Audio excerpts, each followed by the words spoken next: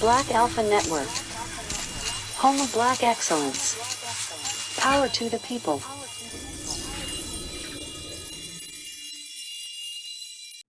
What did you discuss back in the hotel room? Nothing, just friends, just like cruise ship and Kennedy and everybody. When the people, all of the politicians of all other white races come together, and they, although they believe different, they think different, whites can come together and discuss the common cause. But whenever a few of us come together, the world is shook up. And I say, whatever went back there, it's our business.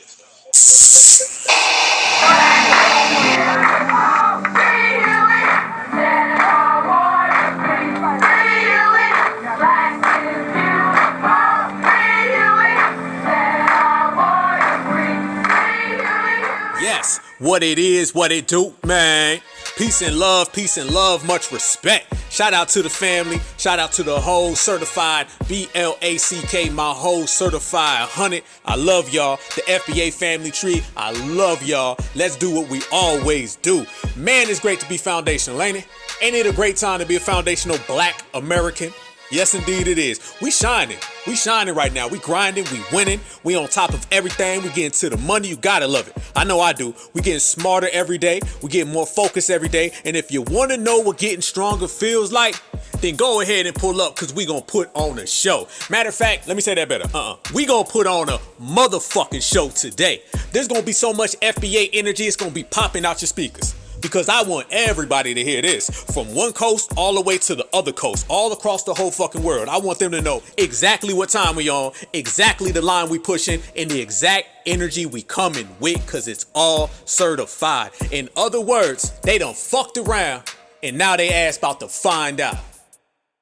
Latin people, we're the largest ethnic group in America, the oldest ethnic group. We built this country, we suffered in this country, we were oppressed, and we're thriving. We add $2.8 trillion to the GDP every year. If we were our own country, we'd be the 5th largest economy in the world, bigger than England, bigger than Italy, bigger than Brazil. And that's just in America. So I found Latin excellence all over America, in Chicago, in DC, in Miami, in Puerto Rico, in LA, in New York. And we ate, we danced, and we celebrated, because nobody knows how to enjoy life as good as Latinos. Hold up, wait a motherfucking minute. You know when a motherfucker says some bullshit and they know it's bullshit, and every single word, noun, vowel, syllable is all in his motherfucking face, all in his eyes, all in his grill, and you can see that motherfucker don't even believe itself. That's the look you seen in that motherfucker's eyes. And not only did he say it, but he knows that foundational Black Americans see through all that shit, because every single line he said, he stole from us. So as he said, they enjoy life better than everybody else. All right, well, I'm gonna say foundational Black Americans, we regulate better than everybody else. So we gonna do some regulating and some G-checking up in this biatch, and we gonna set the record straight. Let's get some understanding. First things first, foundational Black Americans built the United States of America. That's why I always say, and we gonna continue to say, there'd be no USA without FBA, period. Not USA without Hispanics, not USA without Latinos, not USA without Hernandez or Gonzalez, no. There'd be no USA without FBA. Foundational meaning we built the foundation. Foundational meaning we created it. Foundational meaning we are the architects. Does anybody else have that in their name? Does anybody else have that in their name? Nah. They ain't got it in their name. You know why? Because they ain't built shit. You can't build and flee at the same time. You can't say that, I built America because, we were here. And then turn around and say, I fled to America for a better life. Which one is it? Did you flee or did you build? I know the answer to that. All my certifieds, all y'all in the chats, everybody listening right now, all the FBA family tree, we know the answer. They may try to hide the answer. They may try to skip over the answer. They may deny the answer, but we're here to bring the truth to the world today. That's what we are. We truth tellers. And we're going to put this shit all on the line. Receipt after receipt. Whether a motherfucker want to look at it or not, we're going to make sure these motherfuckers see it. Front row seat. FBA built America. All right? We build, they steal. We get it done, they run. We keep it G, they flee. That's what it is. That's the way it's always been. And now all of a sudden, you're starting to see this fake wannabe ass remixing of our culture. You're seeing people trying to colonize our culture, trying to twist our culture, trying to redistribute our culture. And the reason why they do that is because we done put that no trespassing sign in the front yard. Yes, there used to be a time when motherfuckers like him, they would just come in and say, we are brothers. And black folks are, oh, here's some laws, here's some tangibles, here's some policies. Oh, here's some dinner tonight. Here, take it home now. But this generation right here, this generation today, we said, fuck no. They done tried that. We are brothers. And we said, no, the fuck we ain't. Are you a part of the FBA family tree? No. Then get the fuck on out of here, Julio. That's what the fuck we been on. So now they got to take to MSNBC. They got to take to the news. They got to take to TV shows. This motherfucker got a TV show trying to basically steal every single thing the foundational black Americans have said. Family, haven't we said these motherfuckers be watching us? Every single episode, y'all know I always say it's all eyes on FBA. Everybody is watching us, the whole goddamn world. So this shows you right now, these motherfuckers is locked in. Soon as we say some shit, they taking it. Soon as we make a claim, they trying to slide in. Soon as we say foundational black Americans do it like nobody else, now he's saying they do it like nobody else. You feel me? This is the point that motherfuckers got to get to because we do not make it easy for them no more. Trust me, that shit right there is a lie, but that's very difficult on him. That's very motherfucking difficult. It ain't sweet. All that shit that they got to do, they spending money to make that. They got to spend dollar bills to make that. We just being excellent for free. You see the difference now? Every single thing that he said, that's a lie. Every single thing that we say is the unequivocal truth. And guess what? We didn't have to spend $1 to let the world know. So when we watch motherfuckers, know they watching us. And since they watching us, let's go ahead and make this clear right now. There ain't no such thing as a blacks and browns coalition. There is a black and brown NOalition, meaning that shit ain't real, meaning that shit ain't true, meaning that shit don't exist. And we've been saying that shit for the longest. And the black and brown NOalition is the same way with Pan-Africanism. It's the same way with the people of color. It's the same way with all these other groups who try to latch themselves onto us. You have been rejected. You've been kicked the fuck out and thrown across the fucking street. Deal with it, accept it. I don't give a fuck how you deal with it or accept it, but that's what you're gonna have to do. This generation and this era of the black grassroots, first step we did is we cut loose every motherfucker who tried to get in on our excellence. You can't have our excellence. Ain't nothing coming for free. Fuck that. You ain't just gonna show up and say, how we brothers, and then we let your ass in. Nope. You ain't gonna come in here and say, well, as an African, nope, your ass can't come in, and your damn show can't come in and say how you's a person of color. Hell no. All that means is that you are not an FBA, meaning foundational black American, and you gonna get your shit snatched up and tossed the fuck out. Family business. And that's how we moving. And that's the way we've been moving. So that's why you're starting to see all these little desperate attempts. But let's break down the reason why they do it, and let's talk about the end goal, the steps in which they take. People want our reparations. That's what this is all about. This is all about the money. It's all about the dollar bill. Foundational black Americans, we got on code. Once we got on code, we started regulating, G-checking, vetting, and running motherfuckers clean off the block and out the paint. That means all these other little latch-on groups, all these little blending groups, all these little tethers, all these black and brown NOalitions folks, they were shook the fuck up. Shook up all the way in disarray. And we've been watching it. It ain't nothing new. How many times do these motherfuckers come around and stick their nose in our business? They do not like the foundational black American. They love the African American. Oh, they love that motherfucker. The African American, he gave away every goddamn thing. He said, you want my house? Here, take it. You want my kid's bed? Here, take it. You want food tonight? My wife will make it for you. Foundational black Americans, we simply said, you ain't getting shit. Everything we got is everything we gonna keep. Don't come around here asking for resources. You ain't getting them. Don't come around here asking for tangibles. You ain't getting them. Don't come around here asking for help. You ain't getting it. So your little rallies and your little marches and your little fake, I wish I was an FBA. I wish I was oppressed. I wish I had the same claims as you guys. Those little rallies y'all put together, we ain't coming to help that shit. Y'all notice that? How many times do you see foundational black Americans at anybody's rallies anymore? You don't. They used to have rallies all the time. All these little fake ass groups, they used to have rallies left and right. And it'd be foundational black Americans on the front line saying, we're here for our friends. We fight for them. I've literally seen rallies that have nothing to do with black folks, and black folks be on the front line getting knocked the fuck out cold. How many times did y'all see that? At these little feminist marches and rallies, you would see black women on the front line. Karen be standing way the fuck back. She said, nuh-uh, you go stand in the front. And then a big ass W man, probably Karen's husband, would just knock the sister out. And then that same Karen and Becky that 2 minutes earlier was saying, we're all sisters, we're all women, would literally just be stepping over the black woman saying, damn, that's fucked up now. Damn, he knocked the shit out of you. Shouldn't have stood there, Shaquita. And then she would go home with the guy who hit her. That shit would happen all the time. At these little people of color minority rallies where they're saying, we're all oppressed. You see black folks, again, on the front line being human shields for these people. That's all black folks would be at their little protests and these little rallies. Because you're going to fight for a coalition that never fucking existed. Their job was to be a human fucking shield at a protest and stand on the front line to protect them. So you can help them get laws and tangibles off of you being knocked the fuck out at a protest. And it's the same way how black folks were out in the streets in the civil rights era fighting for the rights for everybody to come here. So has it ever changed? Has the relationship ever changed? We do all the work and they do nothing and they leave with everything. Black folks was in the civil rights era putting in all the work and they benefited from it. Black folks would go to these little fake ass black and brown minority rallies, do all the work, get knocked the fuck out and stepped over, get nothing, and they would leave with all the benefits. Until today. Today, we don't go to them fucking rallies no more. I ain't seen not one video where a black person done showed up at any of their rallies. What you see now, family, oh man, we got motherfucking receipts. Hit that like button. We own it today. What you see now is that all these motherfuckers come to our events. They seek us out. They go in the newspaper, they get on the internet, they go through all the timelines, they scurry across all of our pages, and they say, oh, FBA's over there, let's show up. FBA's got a meeting, let's show up. Oh, they got a Twitter space, let's call in. You see the change, family? Man, we got motherfucking receipts right here. Certified 100. Notice the difference. See what I just framed. We used to show up at all their protests and be human shields for protection for them.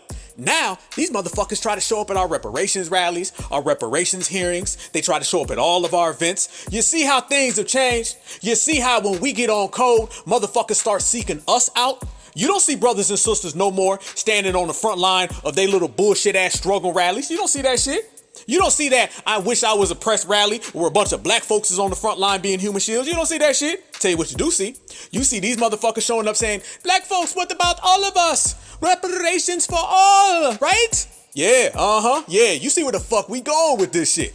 They show up to everything that we do because we don't show up to goddamn thing they do. Yeah, times have changed. Things are being rearranged. We done flipped the whole fucking game upside down. And now they have to deal with us. So they're starting to look at their coon participation rate done fell down to the floor.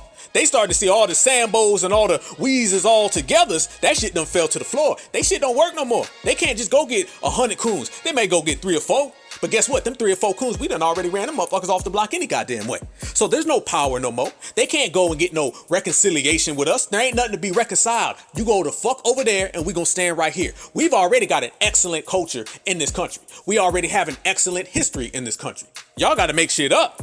Y'all gotta come up with lies. That's why John Liquizam Ho had to get on TV and talk about, we built the country. Nah, you ain't built nothing. You done stole some facts from foundational black Americans. Yeah, because the thing is, bro, damn, I said, bro, like we talking in person. I told you we real, fam. Hey, this shit ain't scripted. We go real, we go live. Nothing but that real foundational black American energy. We just put our heart and our soul in this. You feel me? Yes. So, bruh and sus, the whole FBA family tree. The thing is, and I've always said this before, and I was talking to one of my friends the other day, and he pointed this out to me, and I've said this before. Y'all know who he is. That's my brother. Salute to you, family, if you're listening. And you know what I'm talking about because we had this conversation. He pointed out, he said, Brother Alpha, you always make this good point of foundational black Americans. We celebrate our culture, our history, and our lineage within these borders, within our 50 states. We don't celebrate African holidays.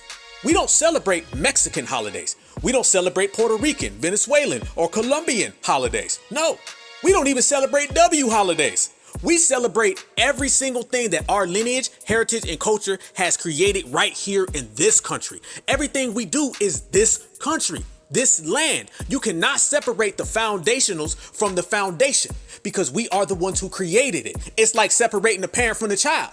This country's DNA is all in us, and our DNA is all in this country. Nobody else can say that. No one else can say that their DNA is actually in the roots in the soil. What we say, loyal to the soil, get it out the mud. That's how foundational black Americans are. We are the only lineage, heritage, and culture that actually has the beginning, the present, and the forever in our names. Damn, y'all know how powerful that is? Let me say that one more time. We are the only lineage, heritage, and culture with the beginning, the present, and the forever in our name. It's attached, inseparable, intertwined. And we're the only ones who can say that because we are the only ones who live that. Big difference. There's no such thing as a foundational Mexican American. That shit don't exist.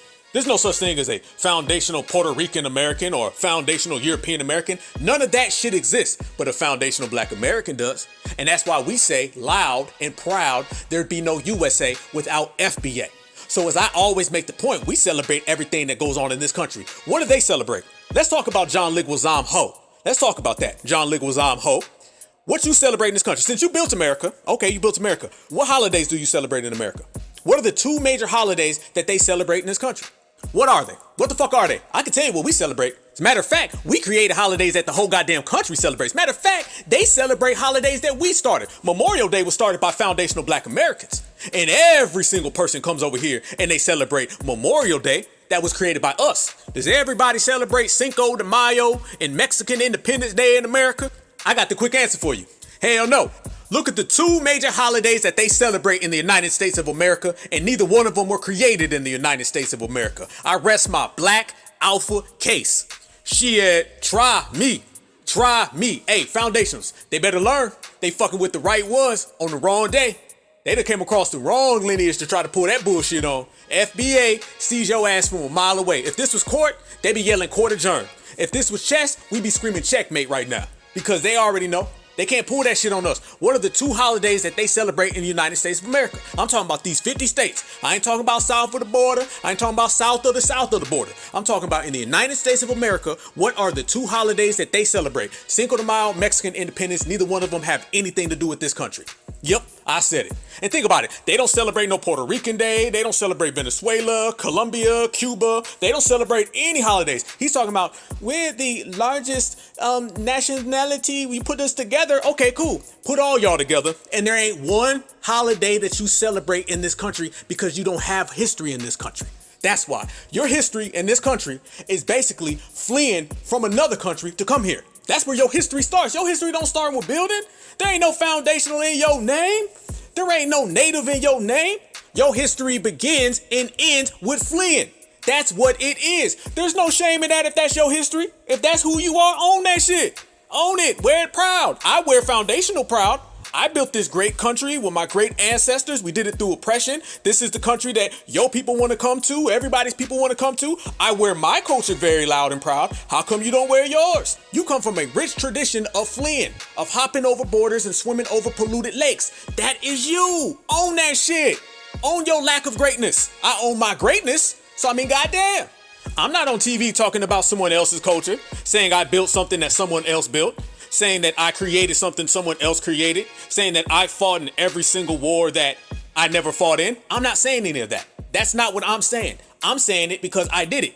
You're saying it because you haven't done it and you want to take from me. But yet this on-code Black grassroots certified BLACK FBA family tree won't let you do it no more. So all the lies is just wasting time and wasting air. Represent where you fled from. I'll represent where we built and everything will be kosher. Is that a deal? Good. Because it's gonna have to be. Because we ain't taking the shit no more. Nobody's gonna speak on our lineage no more, fam. We putting an end to all that shit. The Blackandbrown NOalition. It's a NOalition because it does not exist. It never has and it never will. The only unity that we've ever had is amongst each other. And we are the first generation that's smart enough to realize that shit and then say it loud. And then when we say it loud, we say that shit with our chest. That's what they don't like about us. We boisterous, fam. We boisterous as fuck. We know how great we are and we own it. We know how solid we are and we own it. We say things in the most thorough fashion. So it's not only that we speak the truth, it's not only that we dispel all the myths, all the misnomers, all the lies that we've ever been told. That's just a sidebar. The main part about it is we say that shit loud and we're on point. When you're accurate with the truth, that's a whole nother level. And that's what we are. We're accurate with the truth. So nobody's gonna disrespect his lineage, heritage, and culture. We take this shit serious. Sometimes I wonder, like, what the fuck was they on back in the day? Did they not take our lineage serious? The very fact that they surpassed this shit out like coupons. Here, you can have a little bit of FBA culture. You can have FBA culture. You can have that over there. Hell, they didn't even say FBA. They was calling themselves African American. This shit ain't hard, fam. In 5 years, we said foundational Black American. We have came up with terminology that will change the course of history. And we did it in 5 years. Not to mention reparations, tangibles, resources, and benefits that we pushing for right now. What the fuck was they doing in the past? But you know what? I ain't even sweating it. You know why? It's because everybody, all these other minority groups, or the lie-norties, because they're not minorities, they're lie-norties because that's one big fucking lie. Another lie that we've exposed. So the Black and Brown NOalition, the minorities, and every other fake ass group that they created to steal from us, they've exposed themselves. See, we didn't even have to do it. That's why I ain't sweating the Africans Americans. I'm not sweating the Edmonds Pettus Bridge. I'm not sweating none of that. Because by de facto, you know what the fuck they did? They've allowed our era to see who's really for us and who's against us. See, now all we gotta do is look at the way they treated motherfuckers back in the day, and we simply just said, ain't none of that shit going on with us right now. I wish a motherfucker would. I'll be damned. Ain't nobody gonna be stealing from this generation. Ain't nobody gonna be taking from this generation. Ain't nobody gonna be lying to this generation. That's one thing that the Africans Americans did that was good. We seen the way motherfuckers treated y'all, and then we seen the way y'all treated other motherfuckers, and we simply said that shit ain't never happening, not on our watch. They were involved in all these weird one-sided fucking relationships. Were they involved in any relationship that was 50-50? Was the African American, the yes we cans, the can't we all get along, the we all the world, were they involved in anything that they got something in return? No. We came in and cleaned the whole house. How do we know what the fuck we saying is true? It's because we're the ones who put it into it. The person who puts it into the bullshit is the person who identified it. They never understood it. They was giving everything away. And these other groups all took advantage of them. And now, since we walked in the fucking building, kicked our feet up on the fucking table, now we telling them ain't nobody getting shit for free. Not a goddamn soul. The United States government gonna have to run that check. So what you think the blacks and browns NOalition gonna have to do? What you think's the peoples of colors is gonna have to do? The minorities, what they gonna have to do? If we telling the United States government and Uncle Sam, you owe us a debt, cut the motherfucking check. What you think we gonna tell all these other fake ass non-existing people? The motherfucking real. So all we gotta do is pull they fucking paperwork. We ain't just been pulling paperwork on individuals. Family, we've been pulling paperwork on whole fucking communities. As we was just putting the paperwork on the table right now. These motherfuckers ain't got no history in this country. They ain't got no history. That's why they gotta come and try to take our history. If you had your own shit, you wouldn't be worried about our shit. Simple as that. Can I say that one more time, family? May I proceed? All right. If they had their own shit, they wouldn't be so worried about our shit. John Leguizamo Ho could get on TV and name all the things that he's done inside this country, all the great, wonderful accomplishments. He wouldn't have to sit there and just say things that foundational black Americans did. That shit sounded like somebody who's been spying in on foundational black Americans, been hopping on Twitter and Instagram, sneaking into all of our spaces. He done watched every Tariq Nasheed interview. He done purchased, studied, and copied every Hidden Colors movie. He got the American Maroon movie on Blu-ray, DVD, and audio. He probably got the fucking cassette tape. He pulled out his notepad and he sat there and just took every single fucking line we got. How do you know this, family? Because they were never talking any of this until our generation started saying what we say. As soon as this certified black grassroots era was in full effect, which it is now, when we started talking about reparations, when we started claiming our history, claiming our lineage, claiming our culture, now all of a sudden you hear this talk. Where was all this talk during the African American era? We just framed the African American era. They weren't ever talking about building the country back then. You know why? It's because the African Americans was giving them shit for free. They was never talking about reparations back then. You know why? Because the African American was giving them shit for free. Now all of a sudden, when we, and I'm talking about you, me, all of us together, this era today, soon as we showed up and started putting shit down, now all of a sudden motherfuckers start talking just like us. You see what I'm saying? These folks study us, they watch us, and they try to take our history. Culture vulture. What does a vulture do? It flies around and watches you until it's time to come and swoop in and take your shit. And guess what? They've been doing that for a long time until we showed up. This whole country is basically until we showed up. All right? They used to steal from us until we showed up. They used to tell lies on our lineage until we showed up. They used to try to take our money until we showed up. We done put an end to all of that bullshit. And we continuing to do it. You see all the pushback he been getting? John Leguizamo Ho, he came out and said all that shit, and foundational black Americans was serving them. And I guarantee you, that little documentary series, whatever the fuck it is, ratings are going to be in the trash, and won't nobody remember that shit in 6 months. I promise you that. Because the whole world knows, whether they admit it or not, whether they accept it or not, is that foundational black Americans built this country. You can't deny it. No, you can't. You can get on TV, you can try to rewrite history, but your motherfucking pen done ran out of ink. All right? Because everything is written in foundational black American handwriting. Our fingerprints are everywhere. Like we said, where's y'all's? Where's y'all's? Y'all got to go outside this country to do anything. We don't. We sit here and talk about Memorial Day and things that we've created inside this country. You also have Juneteenth. That is for foundational black Americans. You have Martin Luther King Day. Our individuals have more history than their whole country. They don't have one individual who has more of a prominent holiday than Martin Luther King Jr.? Not at all. You can go to the Black Panther Party, the food program. To this day, the United States government stole that from them and are feeding kids all across this country. What impact you done had? I'm telling you, you don't want to play the impact game. You don't want to play the lineage game. You don't want to play the heritage game with us. All right. I think we've already proven that so far. You want to keep it going? We can go all day long. Matter of fact, fuck that shit. Let's keep it going all day long. You want to talk about some inventions? Okay. You tell me when anybody can match this. The almanac, foundational Black American. The baby buggy, foundational Black American. The blood plasma bag, foundational Black American. The cellular car phone, foundational Black American. The corn harvester, foundational Black American. The elevator, foundational Black American. Electric lamp, foundational Black American. Emergency fire escape, foundational Black American. The fire extinguisher, foundational Black American. The gas mask, foundational Black American. Guitars, foundational Black American. Ice cream, foundational Black American. Imaging x-rays, foundational Black American. The lawnmower, foundational Black American. The mailbox, foundational Black American. The mop, foundational Black American. Peanut butter, foundational Black American. Potato chips, foundational Black American. Straightening comb, foundational Black American. Traffic light, foundational Black American. And oh, by the way, the biggest thing that we created in this country, we invented this too. It's called the United States of America, made by foundational Black Americans. Check motherfucking mate. Let's get it. Yeah, they know what time it is. They don't want no smoke. They don't want no smoke. Nah. Certified foundational Black Americans. The biggest difference between us and them, you're standing in it. It's called America and everything in between. That part. And that's just the inventions, family. Since we pulling out motherfucking receipts all day long, spoilers all motherfucking day long. We got invoices too. We got tax returns in this bitch. However you want it, we gonna give it to you. But we gonna do it in our way, and our way is the best way. And yet we're the only ethnic group to have fought in every single war America has ever had. The most awarded ethnic minority in every single war. And I'm talking about... Oh, family, he don't want to start in the war. Oh, man. He said we are... And I want y'all to notice this. Notice this, family. This is how you know he was throwing little shots and little shade, right? Notice he said we are the only people who have fought in every war. He didn't just say we fought in every war. He had to say the only people because he knows that foundational Black Americans are the only people. So he had to make sure he disincluded us and he separated.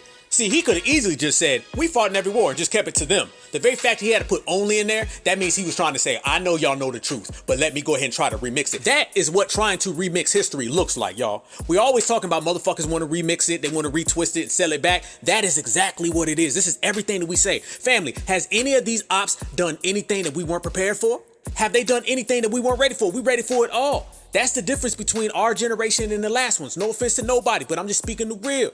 We see things coming and we call that shit the fuck out. Everything he's doing is everything that we've already discussed. Right here on the Black AlphaCast, we done broke down all of this shit. Put it in categories, framed it, put motherfuckers' faces in the Jumbotron. We done been did this shit. So this is why we can easily break this motherfucker down. He's easy work to us. I don't know what he thinks he's doing, but to us, this motherfucker easy work. Oh, and by the way, if y'all got any other Black inventions and Black inventors, go ahead and throw them in the chat, throw them in the comment section so we can go ahead and put them invoices out for the whole world to hear. What we said earlier, fam, we gonna make this shit loud and proud so the whole motherfucking globe knows it. Let's go ahead and make this shit loud and proud so the whole fucking globe knows it. And one of the things that the whole globe knows is that foundational Black Americans are the people not only who built this country, but the people who have maintained and sustained this country. And we did it by being in the military. If you look back, half of the foundational Black American regiments are the regiments who done the most work in the United States military. The first person who died for the United States of America was a Black man, Crispus Attucks. Yes, indeed. Go ahead and check it out. Everyone knows this. This is documented. Where's their version of that? Where's their version? Where is their version of the Harlem Hellfighters? Where's the Buffalo Soldiers? He gonna say fought in every war. Where the fuck they fight at in the Civil War?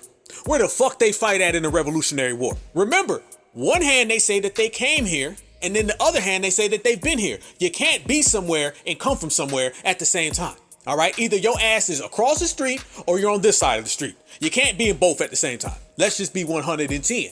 Let's be real. And they don't like the fact that we can pinpoint everything. The same way we pinpoint the holidays, the same way we pinpoint the inventors, the same way we pinpoint all of our soldiers. They cannot do that. You look at Bobby Seale from the Black Panther Party. He was in the Air Force. Our brother Neely Fuller, he was in the military as well. Geronimo Pratt, Tupac Shakur's godfather, he was in the military. Vietnam, Korean War. These people served in every single war. The wars that don't even get shine, brothers and sisters. As a matter of fact, a lot of us have family members who served in the military. Wars have been won based upon our service.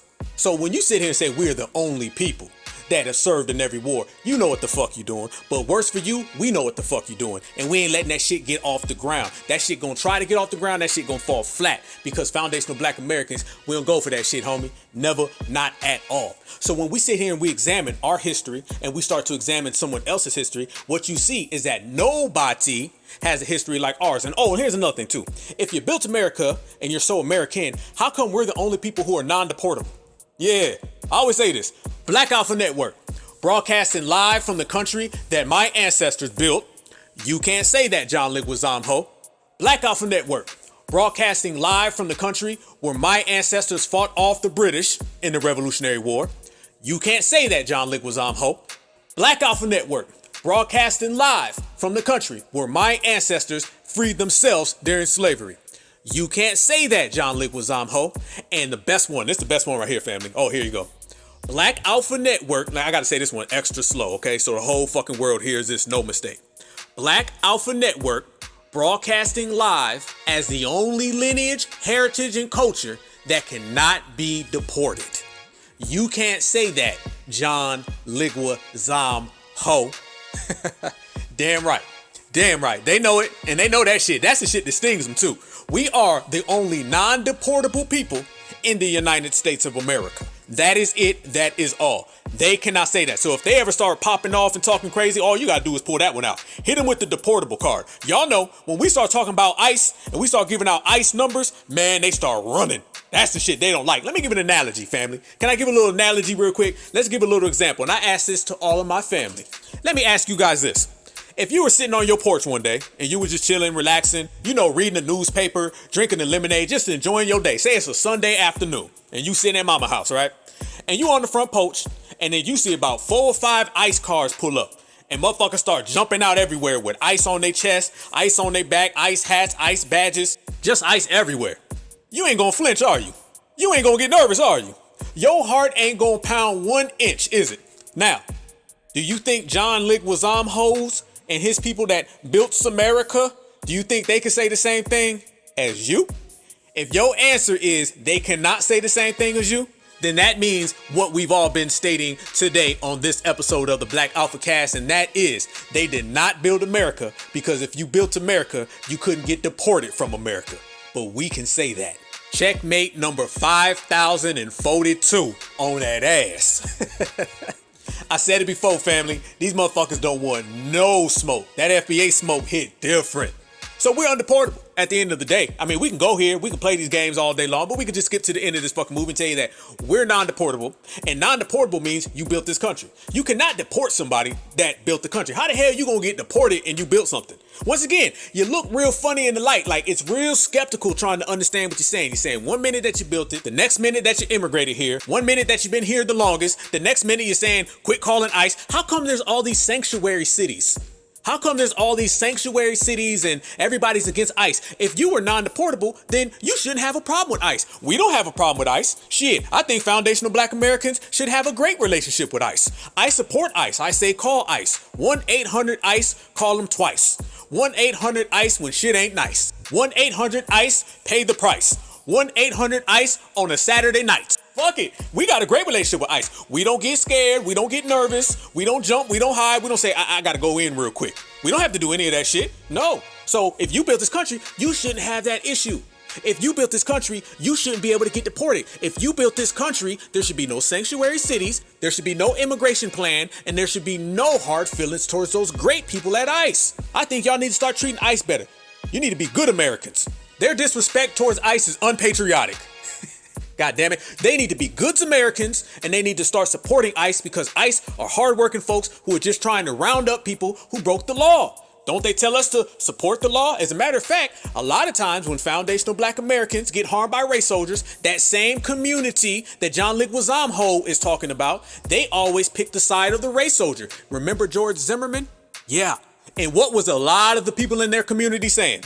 They were saying the same exact thing that the dominant society says. They were saying Trayvon Martin was a thug. Trayvon Martin shouldn't have ran. George Zimmerman was an innocent guy. Yeah, that's exactly what they were saying.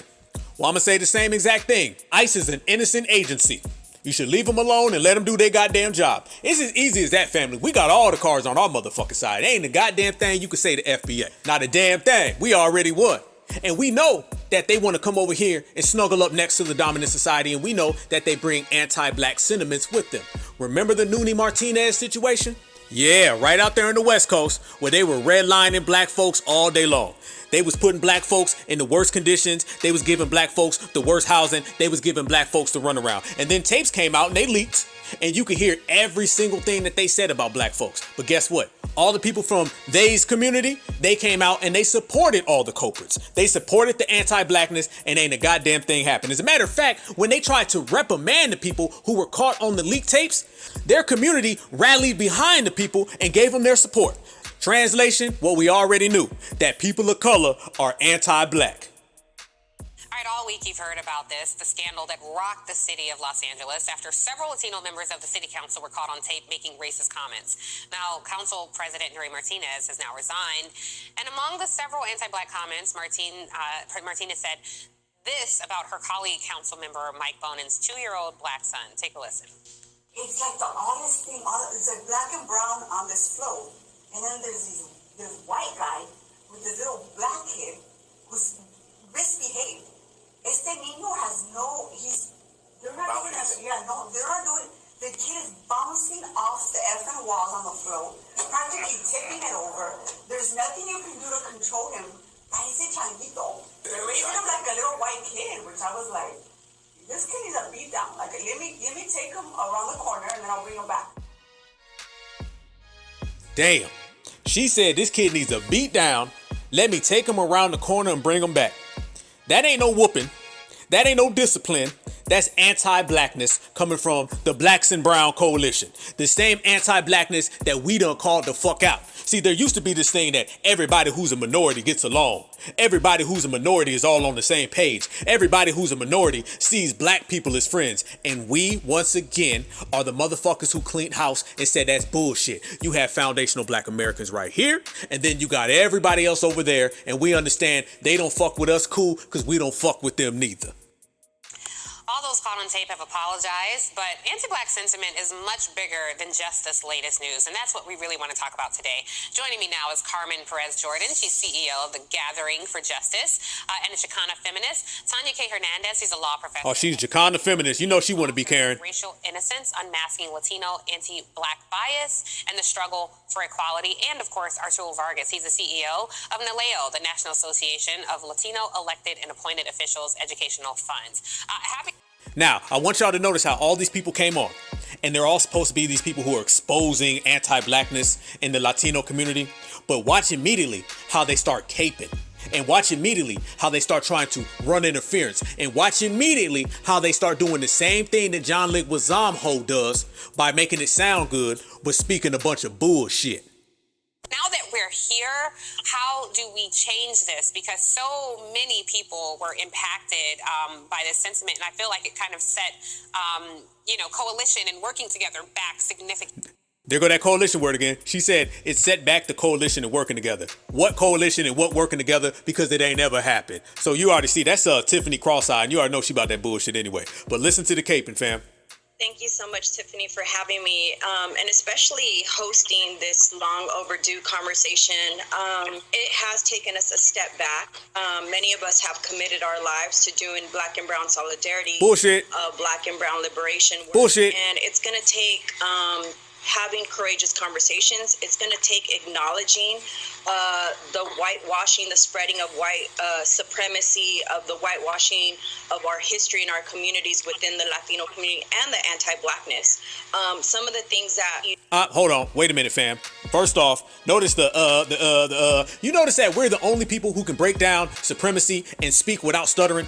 Every motherfucker who starts talking about supremacy or anti-blackness, they stutter, fumble, and bumble all the way fucking through. You know why? Because they're trying to think of the next lie. And they're also trying to not piss Zaddy off. You see, what they want to do, and this is the same thing I broke down before, that you got the Roland Martins of the world, the Vanessa Jones of the world. They love to make it look like they're down with us, but at the same time not piss Massa off. And that's a hard fence to straddle because they know Master's watching and they know they got one job to do. Make it look like they're down because later on, after this interview's over, they got to come back into the community and try to confuse people. So they can't lean too far in one direction and lean too far in the other direction. They got to try to straddle the fence. What we've done is we made clear that there ain't no fucking fence to straddle. There's only one side, and that's the certified side. And if you ain't on that, then you getting that G-check. But notice she comes in and she starts immediately caping and using talking points that the dominant society uses. She says what, family? She says we need to have this conversation.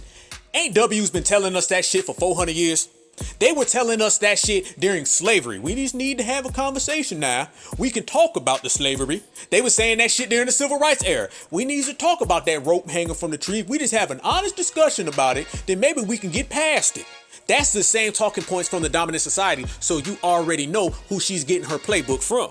Yes, indeed. And then also notice how she said it took back our relations, almost implying that there ever were relations. Nobody can come and start speaking about a black and brown coalition taking a step back. They never took a step forward. They ain't took a step to the fucking side. They ain't even been in the same room. So anybody who comes in and they start talking about how a situation messed things up, you can't mess up something that never existed. In the black and brown NOalition never fucking existed. That's why we say NO. So this lady is here to run interference, this lady is here to cape, and this lady is here to make sure that things are still good. See, they don't want to fuck up. They don't want to piss us off too much because they still need us to fight for rights, fight for justice, fight for tangibles so they can come in and steal them. That's the thing about these minority groups, family. They don't ever want to piss us off too much because they know once we get pissed off, then they won't be able to steal our laws, steal our tangibles, and steal our resources. So they got to send in one minority to smooth things out and make sure black folks calm down. And they pissed off that we ain't going for the shit. They can send in 1, 2, 3, 4, 5 million. In FBA, we sending all their asses back home. And it has taken us a step back. Many of us have committed our lives to doing black and brown solidarity. Right there. Cap. That's the part I'm talking about, family. She said they spend a lot of their lives focusing in on black and brown solidarity. Where the fuck are the black and brown solidarity activists? Have y'all seen them? I know black activists. I know exactly who they are. Hell, we're some of them right here in this space. Where the fuck are the black and brown activists that go around the world and try to mend the fences and try to support each other? Is this just when y'all show up to our rallies and try to steal our shit? Or is this when you try to recruit us to come help you with your shit? You don't ever show up to Foundational Black American Affairs. If anybody says that they're trying to help FBA, they're a goddamn lie, because it would be obvious. You can look at the list of the names who have been harmed by race soldiers just over the last 5 years. Go ahead and give me the last 10 years, 15 years. There is no loss for help that Foundational Black Americans could receive. The very fact that you can name all these black faces who have been harmed by race soldiers and not one of these motherfuckers have ever showed up, that shows you that they're lying. So the same way that the black and brown NOalition is invisible and doesn't exist, the same way that these black and brown NOalition activists do not exist. Nobody has lended support to Trayvon Martin. Nobody lended support to Mike Brown. Nobody lended support to Sandra Bland, Corinne Gaines, Rakia Boyd, Jordan Davis, Philando Castile, Eric Gardner, Breonna Taylor, Atiana Jefferson. None of these activists has ever showed up and assisted us. So once again, we call bullshit on your fake unity. Proceed. Some of the things that, I recognize, especially when we're doing black and brown solidarity work, is that we have... What black and brown solidarity work? Where? We use Kenyan nonviolence as a form of reconciliation. It's personal commitment. It's also gathering information and having courageous conversations. Nonviolence. Where? Where do you find a bunch of foundational black Americans attacking them?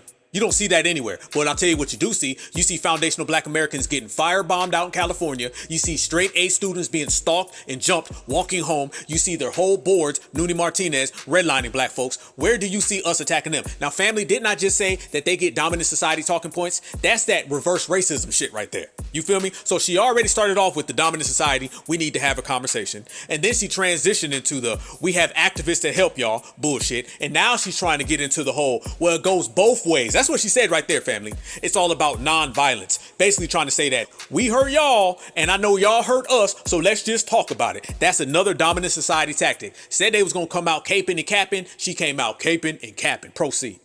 But there are many people who've been doing this work for quite some time. Who? And as I've spoken to my colleagues who are in this field, it's a major step back and it's a... Damn it, family. I'm sorry I gotta stop this shit again. I'm one of the motherfuckers that just keeps hearing bullshit and I gotta keep stopping it. Bear with me. She said there's a lot of people, her colleagues, that have been doing this work. Who? Name the fucking names. Tell me who they are. You talking about colleagues. She's saying colleagues, fam, like this is some type of movement. This is some type of commodity, some type of historical recognition. Don't nobody know who these black and brown activists are. Who the fuck are they? Where the fuck they from? And you would think she'd be able to give us one name. She ain't even gave us a goddamn letter. Motherfucker, just say J, say K, say elemental P, goddammit, something. Cause this shit right here ain't it. And it's a major disappointment, but we need to stop these conversations from when they begin, and that starts in our homes. Family, did she say any fucking thing? Did she make any fucking point? Did she say anything about black people's welfare, black people's well-being, black empowerment, helping black folks across the street, giving a black person a fucking handshake? Did she say any of that? Or did she just say, me, you, together, black, brown, colleagues, work together, all time, unity, come home? That's all the fuck she said. And notice, she didn't say nothing about Noonie Martinez or any of the race soldiers who harm us. Family, the whole interview was about what Noonie Martinez did out in California. This lady didn't mention Noonie Martinez's name one time. She didn't talk about discrimination one time. She didn't talk about the leaked tapes one time. Nothing about the kid that should be taken outside and beaten down. She didn't say none of that shit. That's what you call tap dancing. That was people of color tap dancing. I always say it, we always say it, and it's known. People of color are anti-black. The black and brown NOalition does not exist, and if the motherfucker did exist, it'd be anti-black. And all we're doing is exposing it. Now, listen to this clip, and this is gonna tell the real truth. Tiffany Cross-Eyed, she reads an insert from the Atlantic newspaper where somebody's telling the people of color community, y'all will never be W's. You can act like you're W's, you can dress like you're W's, you can vote for W's, but you're gonna always be a minority. And you could just tell that those blacks and browns activists on the panel, they didn't want to hear that shit. Oh no, they got mad. You could just see their face when she was reading it. And you want to know why they was getting pissed off? It's because everything that was said in the article about people of color applies to them. You basically got two types. You got the one who really wants to be a W, and then you got the one who really, really wants to be a W. So when the lady comes back, the first thing she starts doing is trying to rebuttal the shit. She's like, well, I just think it's deeper than that. And you can tell it's somebody who don't give a fuck about the blacks and browns coalition. You could tell it's somebody who wants to be a part of the W coalition. I want to show a clip from a great writer in The Atlantic who says, your whiteness will always be relative. She's directing this in the Latino community. You can utter as much garbage as you want about black people. You can vote Republican. You can lead the Proud Boys. You will never achieve whiteness. The gift bestowed upon Italians and the Irish isn't happening for us. So you can discriminate against black people and Afro-Latinos all you want. It won't make you white. It just makes you a racist person of color, a brown Clayton Bigsby, a fool.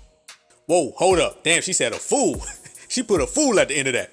What that is right there, family, that's somebody who's rogue. See, you're not supposed to come out against your own community on behalf of black folks. Anybody in the history of the world who has ever stood out against their own community to assist black folks, all about 5 of them, because people don't do that shit, but about 5 of them, you're seeing what done happened to them. You're seeing what happened to all those folks who said we're gonna go march for Martin Luther King. Well, you seen what happened to them when you read about that shit in the paper, because nobody's seen them no more.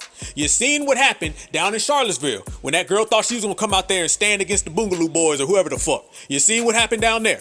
This lady who wrote that article for the Atlantic newspaper, she's calling out all of the dirty laundry in the Latino community. That's what you call going rogue. You ain't supposed to do that. I'd be surprised if that lady even works there anymore. Trust and believe. There's always consequences and repercussions if you come against your community on behalf of black folks. That is what history has proven. I remember when Rosie Perez came out and she was talking about racism in the Latino community. And she got fired from The View about 2 weeks later.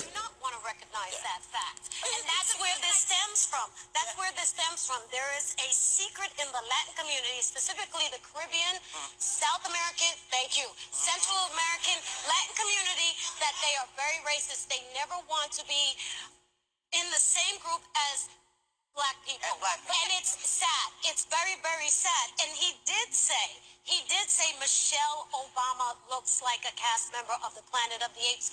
And was he saying it racist like? Because he said that he voted for her later, and I don't think he was saying it racist. Oh, please, that's like saying I'm not a racist, but I have black friends. Let me say something.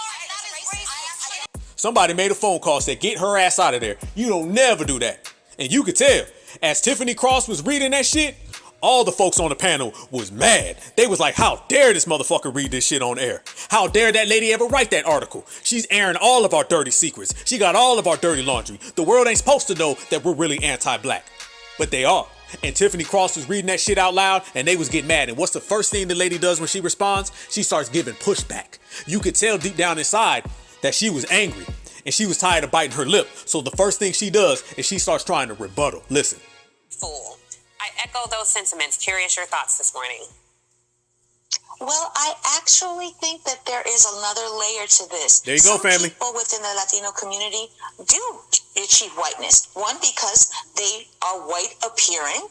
They favor more our European ancestors. And depending on their accent, their educational level, whether they actually have a recognizable Hispanic surname, that all those things enable a person to, I wouldn't call it passing, but seemingly just and seamlessly being able to pass into whiteness, or white Anglo whiteness, just as they have whiteness within Latin America and the.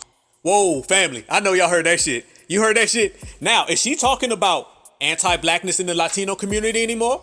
Or is she making excuses for anti-blackness in the Latino community? Is she talking about discrimination, blacks and browns coalition? She ain't talking about that shit no more. Hell no. Soon as that article was read, she forgot about all that shit. Now she's kicking into caping mode. See, this is the real her.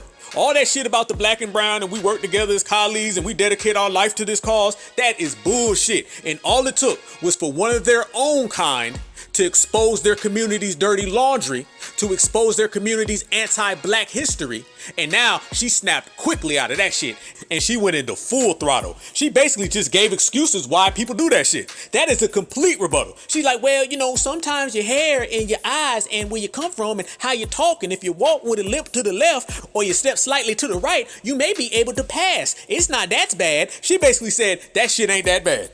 You know how we say you got supremacist Tourette syndrome? Where if you get them mad enough, they'll start blurting out shit that they were supposed to keep quiet? Well, she just kicked into people of color Tourette's, where after she got mad, she forgot about her whole mission. She said, fuck that, I'm caping. More. I guess what I would want to say is that despite this idea of all Latinos being brown, you know, some browns are browner than others, and some whites are whiter than others. There are Latinos who are white, whether they have that personal identity or not. That's their socially ascribed race from others outside, and they get to move in that privilege as well. Yeah. Fam, man, that motherfucker came in like a motherfucker, ain't she? God damn, she didn't talk about Nuni Martinez either. Once again, there's 3 people up here. 2 of them went and talked already. I'm gonna play the third guy here in a minute. The first 2 didn't even mention Nuni Martinez, didn't mention anti-blackness, didn't mention discrimination, and that's the reason why they're even on the fucking panel. I'll be damned. She sounded like John Leguizamo. Didn't she? Didn't she have that saying, you know, didn't I start off by saying, you know when somebody's talking bullshit and they don't even sound like they believe they self, and you can see it all in their eyes and everything? That's exactly what you see in this motherfucker right here. She don't believe her goddamn self. She just started caping. That right there had nothing to do with the black and brown NOalition. That had everything to do with, I'm gonna cover up all of our dirty secrets that was just told on air. That's what that is. And this is who you're dealing with. I wonder how we can get ahead of this as we become the rising majority of this country, and not have these kind of in-wars, and not adopt the behavior of those who would oppress us, but, you know, kind of rethink how we envision and work in democracy. So your thoughts as a leader of NOAO on that? Well, first of all, good morning from Los Angeles. I'm here in the middle of the store. This is the third guy right here. He already a little pissed off. On your show. There are 2 points I want to make here. The first one is, please do not define the relationships between our communities by the actions of some elected officials. Oh, shit. God damn. Hey, he's already doing we's not all's bad. Hey, I told y'all they got supremacist talking points. He started off with it. As soon as he said, first off, let's go ahead and make something clear. Not all of us is bad. That sounds like a few bad apples. Proceed. That's my first point. My second point, I have been involved on redistricting work since the 1991 redistricting. This was my 4th cycle in 2021, 2022. You're making excuses. And throughout that entire process, I have worked in coalition with African-American leadership, API leadership, Jewish American leadership to determine how, as community more excuses, we can come together to design a map, district, power sharing in a way where everybody has a seat at the table. That is not always the goal of incumbents and elected officials. Right. That's why we always draw a very bright line between what incumbents want and what the community wants. Right there. Basically, family, he said, we can't do nothing about it. We tried. I mean, we wanted to. Doesn't that sound like the dominant society again? We don't know yet. Wait until the facts come out. He basically said, wait until the facts come out. Family, we got them all. We got the, we can have a conversation. We got the, we all united. We got just a few bad apples. They not all bad. Some of us do pass off as white. And then right there, finally, the last part you got was the, can't we all just get along? Wait until the facts come out. And that's it, family. That's the end of that whole motherfucking segment. So, as we started off playing that segment, did you hear anything about the Black and Brown's unity? Or did you hear just a bunch of caping for anti-blackness coming from the Browns people of color community? But the best part about that is certified black society, we call that shit out. We ain't the African Americans. We gonna put it on the line and frame it. And this is the same MSNBC that just had John Leguizamo on there talking about how they built the country and how they're oppressed. And that's another thing, family. The whole we're oppressed thing. You notice they always got to throw that in there. I consider it the I want to be oppressed crowd. That's what it is. And all these different groups you're seeing right now in America, they all want to be oppressed. That's the new hustle in America, fam. All these groups are popping up saying how they're oppressed. This group says they're oppressed. No, they're not. This group over there says they're oppressed. No, they're not. A group down the block, around the corner, they say they're oppressed. No, they're not. Tomorrow at 6 a.m., somebody gonna be knocking on the door of America. They're gonna show up and say, guess what? We're oppressed too. And no, the fuck they're not. This is the I wish I was oppressed. I want to be oppressed so I can get in on foundational Black American reparations. Soon as foundational Black Americans started speaking about money, started speaking about a debt, started speaking about what we're owed, now everybody sees that their only way in is to claim oppression themselves. This is why everybody's trying to get their own reparations claim. You're talking about the climate is trying to get fucking reparations claim. No lie. Joe Biden gave reparations to the fucking air. I guess the fucking air is oppressed now. But you notice that, family. Everybody's out in the streets talking about how bad they got it, how messed up they have it. And everybody who claims to be oppressed are the same people who practice anti-blackness on us. Ain't that a motherfucker, including John Leguizamo and his community. So what you see here, fam, is a whole hustle and plan for everybody to try to pop up and say, well, damn, we can't get their reparations now because they're on code. We can't steal their tangibles because they're on code. They're not coming to our rallies and our protests and being human shields for us anymore because they're on code. Well, if they've exhausted all of those other options in trying to steal our money, what's the last thing they got, family? The last thing they got is to say, well, I'm oppressed too. So they throwing up their fucking hand and claiming that they're so oppressed and they got it so bad. I mean, W women are out here saying how bad they got it. Now, these are the mothers of supremacy who are at the top of every social economic position, and they claim oppression. And it just trickles this way all the way the fuck down. So now you got John Leguizamo, and notice he had to put that in there. He said, we're oppressed too. We're oppressed. He had to put that in there. See, he had key talking points. We suffered in this country, we were oppressed. We suffered in this country, we were oppressed. We suffered in this country, we were oppressed. We suffered in this country, we were oppressed, and we're thriving. He had all the terms that he stole from foundational Black Americans, because I'm telling you right now, that motherfucker been watching foundational Black American moves, and he literally just mimicked, regurgitated, and rephrased everything we said. That motherfucker ain't take half. He didn't take 3/4. He took every single talking point that the Black grassroots has said. I mean, down to the fucking T. Pathetic. And another thing they're trying to run with right now, brothers and sisters, they're trying to talk about their history in school. That's what they're trying to run with. See, you got this whole critical race theory and where we're going to talk about race and all that. See, that really applies to us. That's a part of the erasure trying to erase our culture. But what he's doing, family, he's being far more clever. Yeah, he's being real sneaky, fam. See, I got it. Oh yeah, Blackout phone it. Trust me. What he's doing is he's trying to use our talking point about teaching our history in school. But at the same time, he's not meaning it from a sincere level. He's basically saying, once you remove foundational Black American culture, I want you to insert us where they belong. This is the whole immigrants built America. This is the whole we fought in every war. All he's doing is giving a fake version of history, excluding us and including himself. Erasing us and then putting his community in there. That's all he did. He didn't come up with nothing new. No. He just took everything that we've ever done, took our name off and put his name on. That's it. They literally just put on a foundational Black American mask and they cosplaying. Didn't even take the time to come up with some new shit. He didn't add nothing to it. Nope. He took it as is. FBA did this, and this.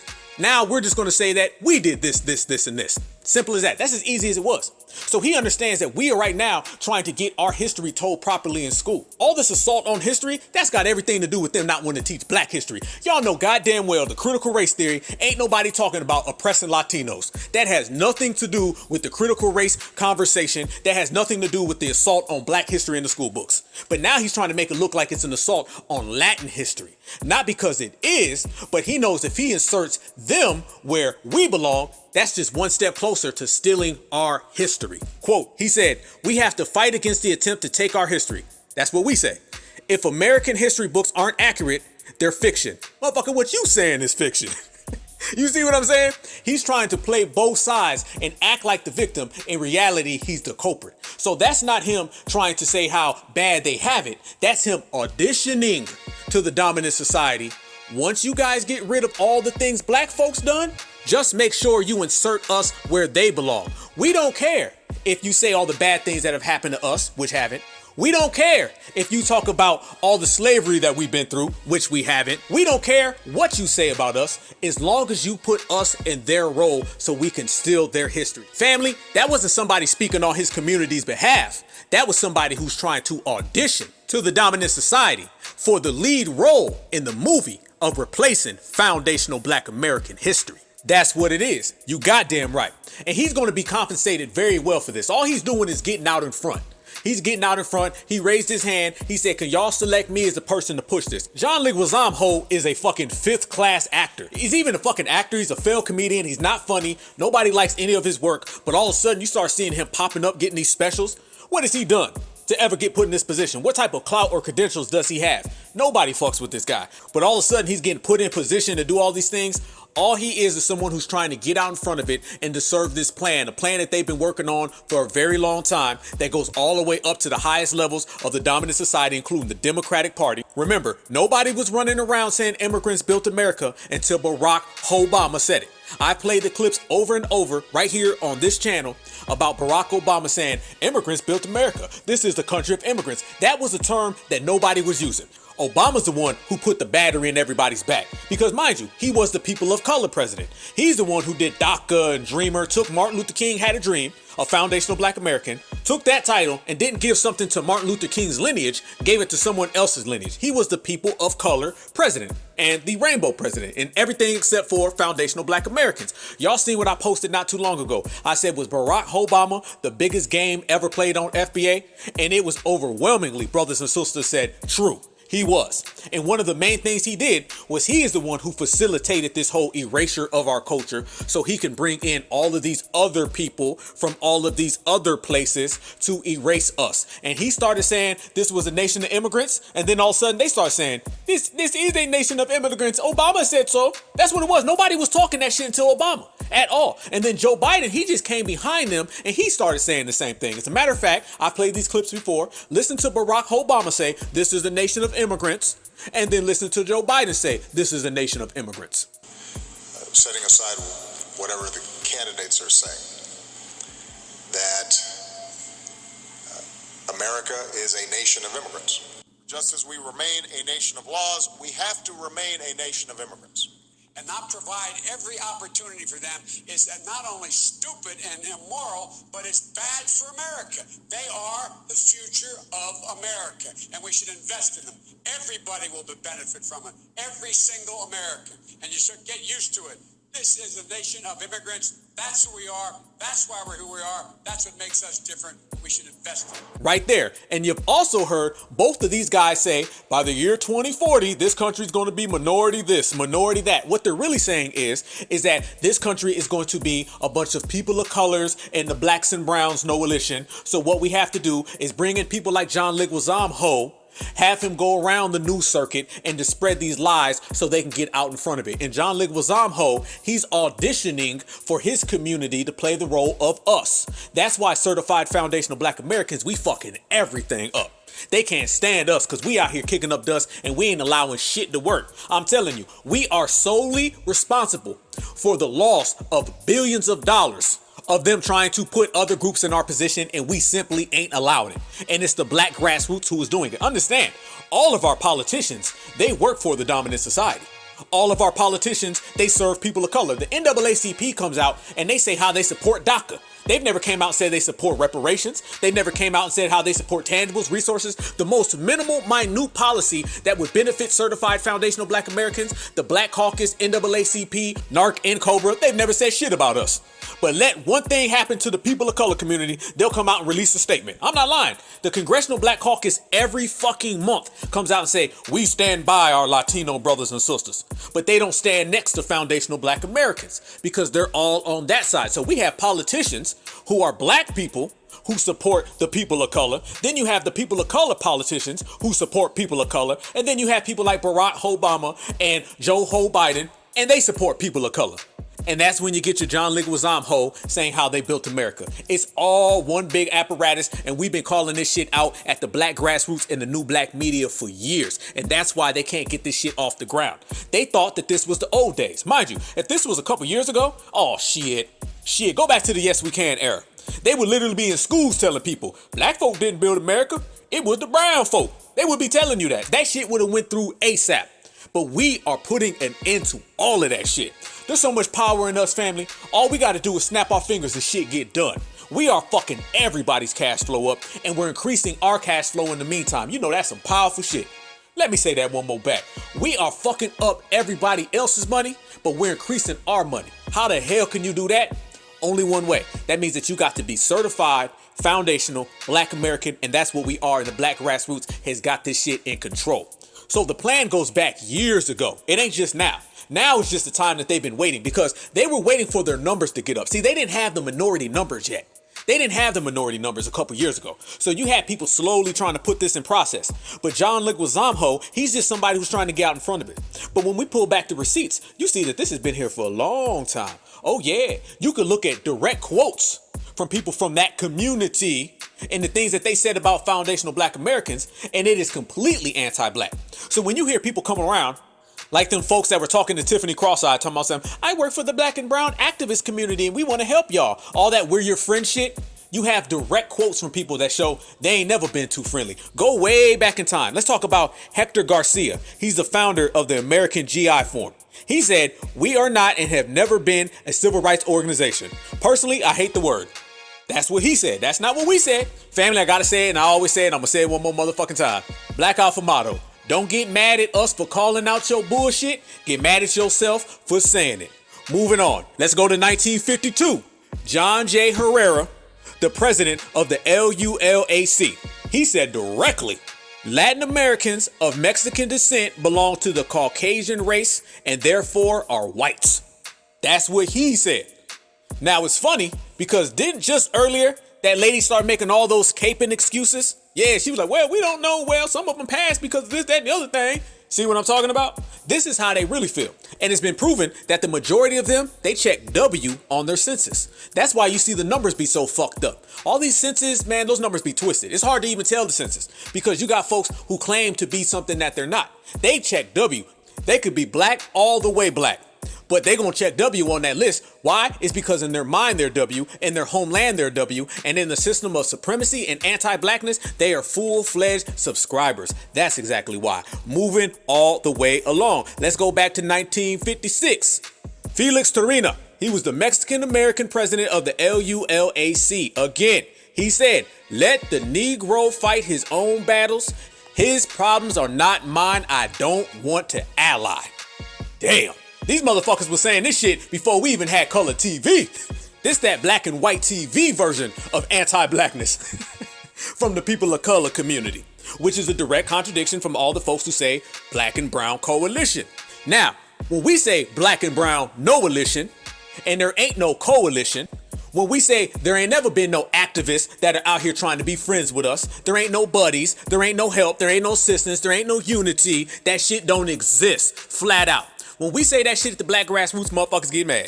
They hit us with the same shit they always try to hit us with, right? It's the people of color version of, you're being divisive. See, the Pan-African, he said, you're being divisive, FBA. And these motherfuckers say, you're being divisive, brother. No, we being motherfucking real.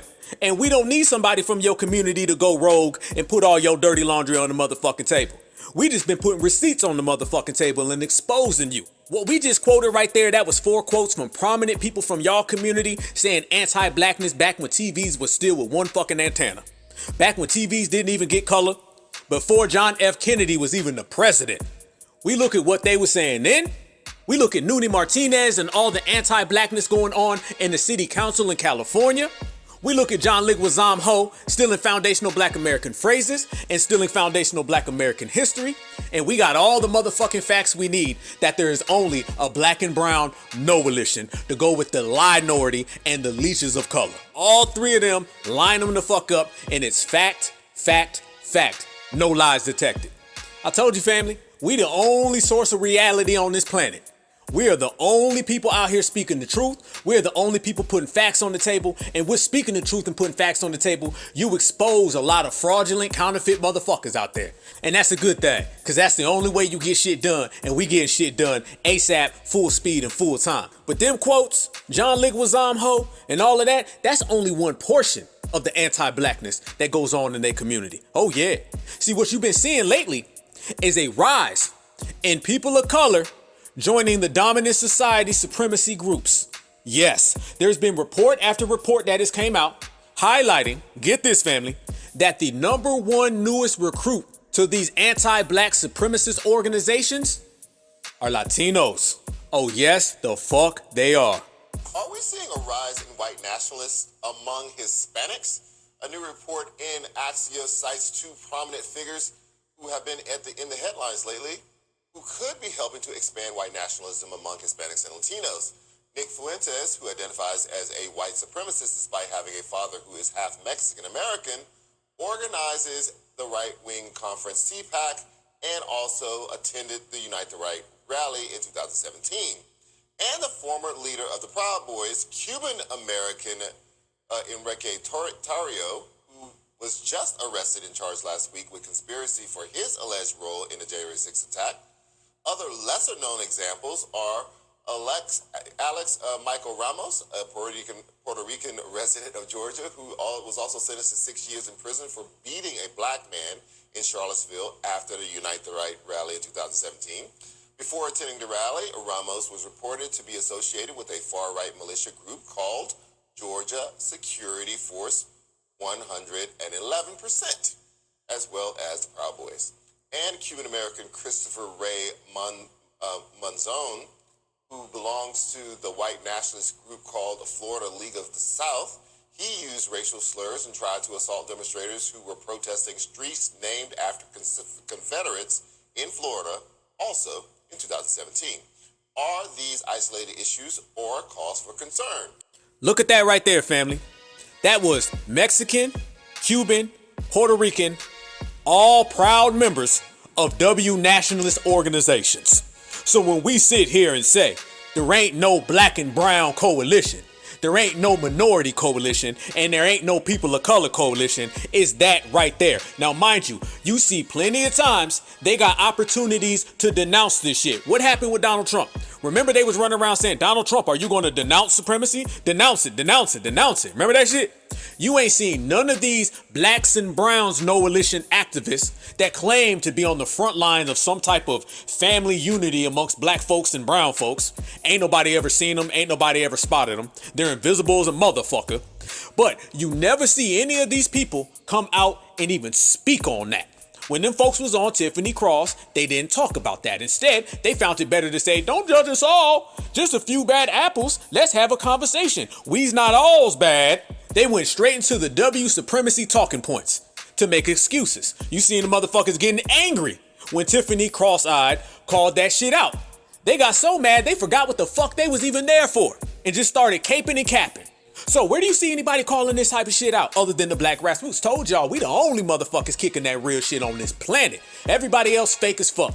And we as real as it get, and we thorough. So you don't see the rise in these folks joining supremacist national groups. And you don't see John Leguizamo Ho running around stealing foundational black American culture. And then Barack Obama and Joe Massa Biden on TV saying that these people built the country. You don't see all of that just because. You see all of that because they're all trying to participate in the erasure of certified foundational black Americans. But the same exact reason why you see these motherfuckers mad, upset, angry, jealous with vitriol, spite, and envy It's because certified foundational black Americans ain't going for that shit. And we fucking up the whole game plan. And it's real easy to fuck up their game plan because every single thing they doing now, we've been calling out for years. We're the first people saying how out there on the West Coast, a lot of them folks get clicked up with nationalist groups in prison. Yeah, when black folks go to prison on the West Coast, the black folks is in their own section. But yet you see these people of colors, they clicking up with all types of dominant society groups because they identify with them on the outside, and then when they get on the inside, they team up with them. It's the same exact thing that John Leguizamo Ho is doing, how he's going around and he's auditioning to his W Massa for a major lead role in cosplaying FBA. Been calling that shit out. Recently, there's been reporting about how we're seeing Hispanic, Latino individuals gravitate towards some of these white supremacy groups and these other groups that, express bigotry. Why are we seeing this? Yes, we are beginning to see a wave of Latino and other people of color who are attracted to white nationalism. This is happening for several. Hey, notice he said in other people of color. You feel me? So basically, it's all the people of color versus foundational black Americans, and we still win by a knockout, first round. Reasons. The first is that white nationalism grows more mainstream. The more that the federal government and state government refuse to address the underlying conditions upon which white nationalists are exploiting, right? The fear of demographic change, economic pressure, the more the white nationalist movement continues to advance its power. That makes it attractive to folks who are concerned about change in our society. He's capping, y'all. The second is that there is an intentional recruitment of people of color by white nationalist leadership. Nah, he's capping. You want to know how? Because you don't have to recruit somebody who thinks they are you. In the same way we know that, the dominant society knows that. Trust me, the dominant society knows who their minions are. They know the person who walks around and bootlicks them all day long. They got them very, very well identified. And they know they don't have to go out and recruit Mr. Julio or Mr. Muhammad or whoever the fuck. They know they just gonna show up at their doorstep and get the boots to licking. That's what it is. And another tactic they like to run, family, they like to come around us. The same thing Roland Martin and the motherfuckers be doing. They like to come around and start trying to point out racism and talk about the dominant society, but they'll do it real vague and shit. They'll be like, yeah, because, supremacy is wrongs and so is racism and it's bads and shit. But they don't really do nothing about it. They just got to acknowledge supremacy to make it look like they're down. I told you, it's that fence again. It's that fence. They got to always try to straddle that fence. So you're going to have a bunch of people of color the same way you have a bunch of these Democratic shills, Marcus Lemoyce Hill, Michael Erica Dyson. They got to talk tough on supremacy. See, they would prefer not to even acknowledge supremacy, but that's another thing that the black grassroots has done. We have taken away the term racism because they polluted that word and they convoluted that term. Racism just means anybody, all right? But when you start saying W supremacy in specifics, now they have to acknowledge things in a specific light. They prefer to be vague. They prefer to be blindsided. They prefer not to say it.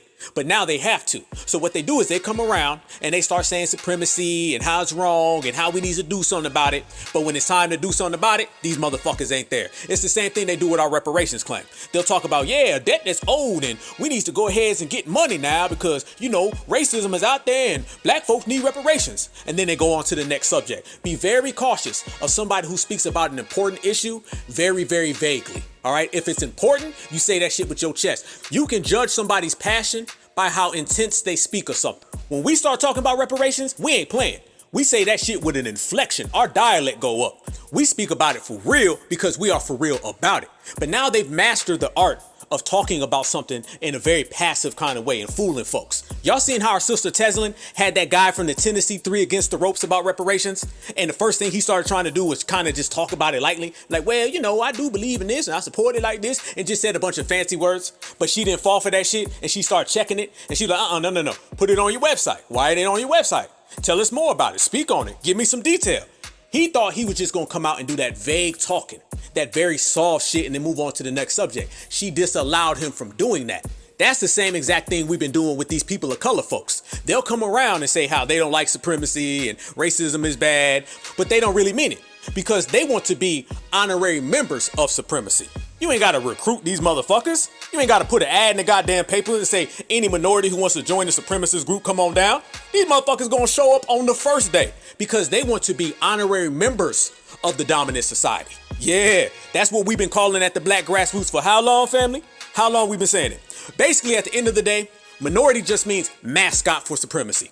People of color just means mascot for supremacy, and the black and brown NOalition just means mascot for supremacy. They all want to be honorary members of the dominant society and get their people of color butter biscuits. Some of them, hey, better yet, family, they want their fajita biscuits.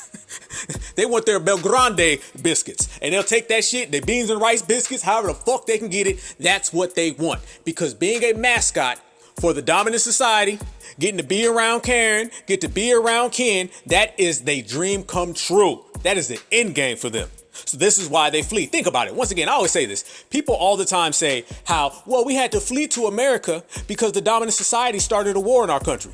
So to get away from the dominant society's war, you ran to the dominant society's country? I call bullshit. And you know it's bullshit. And that's why your ass is getting exposed right here today on the Black AlphaCast. We know that immigration is all about proximity. We've been saying that for time and time again. We know the translation. See, we hear what motherfuckers say, but we put our own meanings and definitions to it because we know they're not real enough to do it. A coward is never going to give you the real definition of what he's saying. He's always going to try to run you amok. Try to tell you that left is right, right is left. Everything that's wrong is right. That's what they be doing. But they be pissed off again because we fucking everything up. We expose the truth. We tell them what's really being said, and we lay it all on the line. As we said, people of color just means mascot, and immigration really just means proximity. Don't even see immigration. Just like every time you see immigration, just blur that shit out in your head and see proximity to Karen, proximity to Ken. You ain't running through no fucking desert, hopping over no barbed wire fence, getting your shit all split up, swimming across a polluted goddamn lake, coming across rattlesnakes and scorpions just because. If you had that much might in you to go through all of that, then you could have got shit popping in your homeland. You feel me? How the hell you can't get shit popping in your homeland, but you can jump over a barbed wire fence and swim over a polluted ass river? You got your priorities fucked up. Or is it that your priorities ain't what you say they are? It ain't really about leaving your war-torn country that's just so bad. What it's really about is that you see Karen and Ken on TV in your little village with your one little fucking antenna and your fucked up vision. You see that and you want to come and be next to it. See, being an honorary member, that's not good enough for them. They want to come and get the whole pat on the head. They want to come over here and get the whole hug. So they say, barbed wire fence, I'm going to jump over you. River, I'm going to swim. Scorpion, rattlesnake, I'm just going to try to step around you. Anything to get next to Karen because that's what the fuck they really want. So yes, immigration just means proximity. That's why you're willing to do all that shit. Because if you had all that type of building and power in you, your homelands wouldn't be war torn. Your homelands wouldn't have cartels flying through the motherfuckers. Your ass would have a poppin' homeland. The same poppin' homeland that we created, which is the same poppin' homeland that you're trying to come to and trying to steal our history, but you can't do it because your arms don't reach that high, Pablo. So understand that. And you're seeing it all across the world. Now, mind you, John Leguizamo is Colombian. That man is Colombian, but he acted like he's Puerto Rican, but he speaks for Mexicans. It's all around. So he's trying to get everybody on one big page. Now, we know that ain't never going to happen because that group don't like that group, don't like that group, don't like that group. Y'all know what it is. They can't stand each other down there. You go tell a Dominican that he's Puerto Rican, they not going to like it. You go tell a Mexican that he's Puerto Rican, they ain't going to like it. You go tell a Cuban that he's Colombian, they ain't going to like it. So what John Leguizamo is trying to get across ain't never going to get across. It's desperation. It's all desperation. But that desperation comes from what, family? It goes back to certified foundational Black Americans. What I say, we are in our nation, but our impact is global. Things we do go around the world. What I say, we go around the world 3 times and don't refuel once. That's how bad we are. So understand that he's trying to get all these people on one page so he can create really their coalition. They can act like they're a black and brown coalition, and then they can try to take FBA history. But none of that shit is going to work because it's doomed to fail from the beginning because they ain't got their own shit together. Ain't nobody who ain't got their own shit together gonna do nothing to us, all right? Your homelands ain't popping, your culture ain't popping, you ain't got nothing here in this country. What you gonna do to certify foundational black Americans other than run your fucking mouth? And every time you run your fucking mouth, you end up getting embarrassed even more so. We done called out everything that they're doing from east to west. We called out what's going on in their islands. We talked about Mesoamerica, South America. We talked about your historic culture of anti-blackness. We talked about how you feud and fight amongst yourselves. And we talk about how you sit back, you watch, you observe, and try to steal foundational black American lines. What the fuck else you got? You're gonna have to come with more than that, Miss Sanchez. Miss Sanchez, I'm sorry. Step your fucking game up. Mr. Gomez, I'm sorry. Step your fucking game up. Because the black and brown NOalition, all the little chumps, all the little lies, all the little trick bags and con games ain't working. Now what you gonna do? I told y'all, family, these tethers, these leechers, only thing they have is eating off our plate. If they can't eat off our plate, they don't eat tonight. Think about it, family. All the assistance that they get, all the tangibles and the laws that they take from us, all these terms that are created so they can steal from us, and they still are behind us. He talking about we're thriving. Where? Who? What? When? Where? They ain't thriving. Heck no. They get all of these treats from the dominant society. They getting billions of dollars. They getting amnesty. They getting sanctuary cities, and they still ain't got it popping. I mean, I could tell why you here now. You couldn't get it popping in your homeland, so you fled here. The government is literally giving you handouts, and you still can't get it popping. I told y'all. I said it before. I'm gonna say it one more time. The F in FLEAR stands for failure. Look at us. We don't get a goddamn thing and we still winning. We still influence the world. Everybody follows us. We're out here getting to the money. We're focused. We're starting businesses like never before. And motherfuckers know better than to try us. So who's winning and who's losing? They get handouts. They get left and rights. They get amnesties and all that shit. And still miles behind foundational black Americans. You see the difference between somebody who builds and somebody who steals. We get it on our own. They get it from us. We are independent. They are in our business. We are the creators and they are the imitators, but ain't a goddamn thing they can do but keep on hating and bow the fuck down. Off top. And I'm just thinking, some of the things that you brought out is, and I'm thinking of DJ Tony Touch, you know, and so many other people that have been so instrumental in things like culture and even in hip hop that I wasn't quite aware of just the influence there. Yeah, it's incredible. I mean, we've been part of so many things. I mean, we're great inventors. We got incredible ingenuity, and we were part of the building of the hip hop culture. It is black culture, but we didn't assist. We did a Scottie Pippen to a Michael Jordan because we were there. We were the ones that photographed all those photographs you see of the beginnings of hip hop. That was us. The beginning of breakdancing. Crazy Legs invented the move. Graffiti. We were the instrumental purveyors of that art craft. So yeah, that's what I go around America finding all this Latin excellence.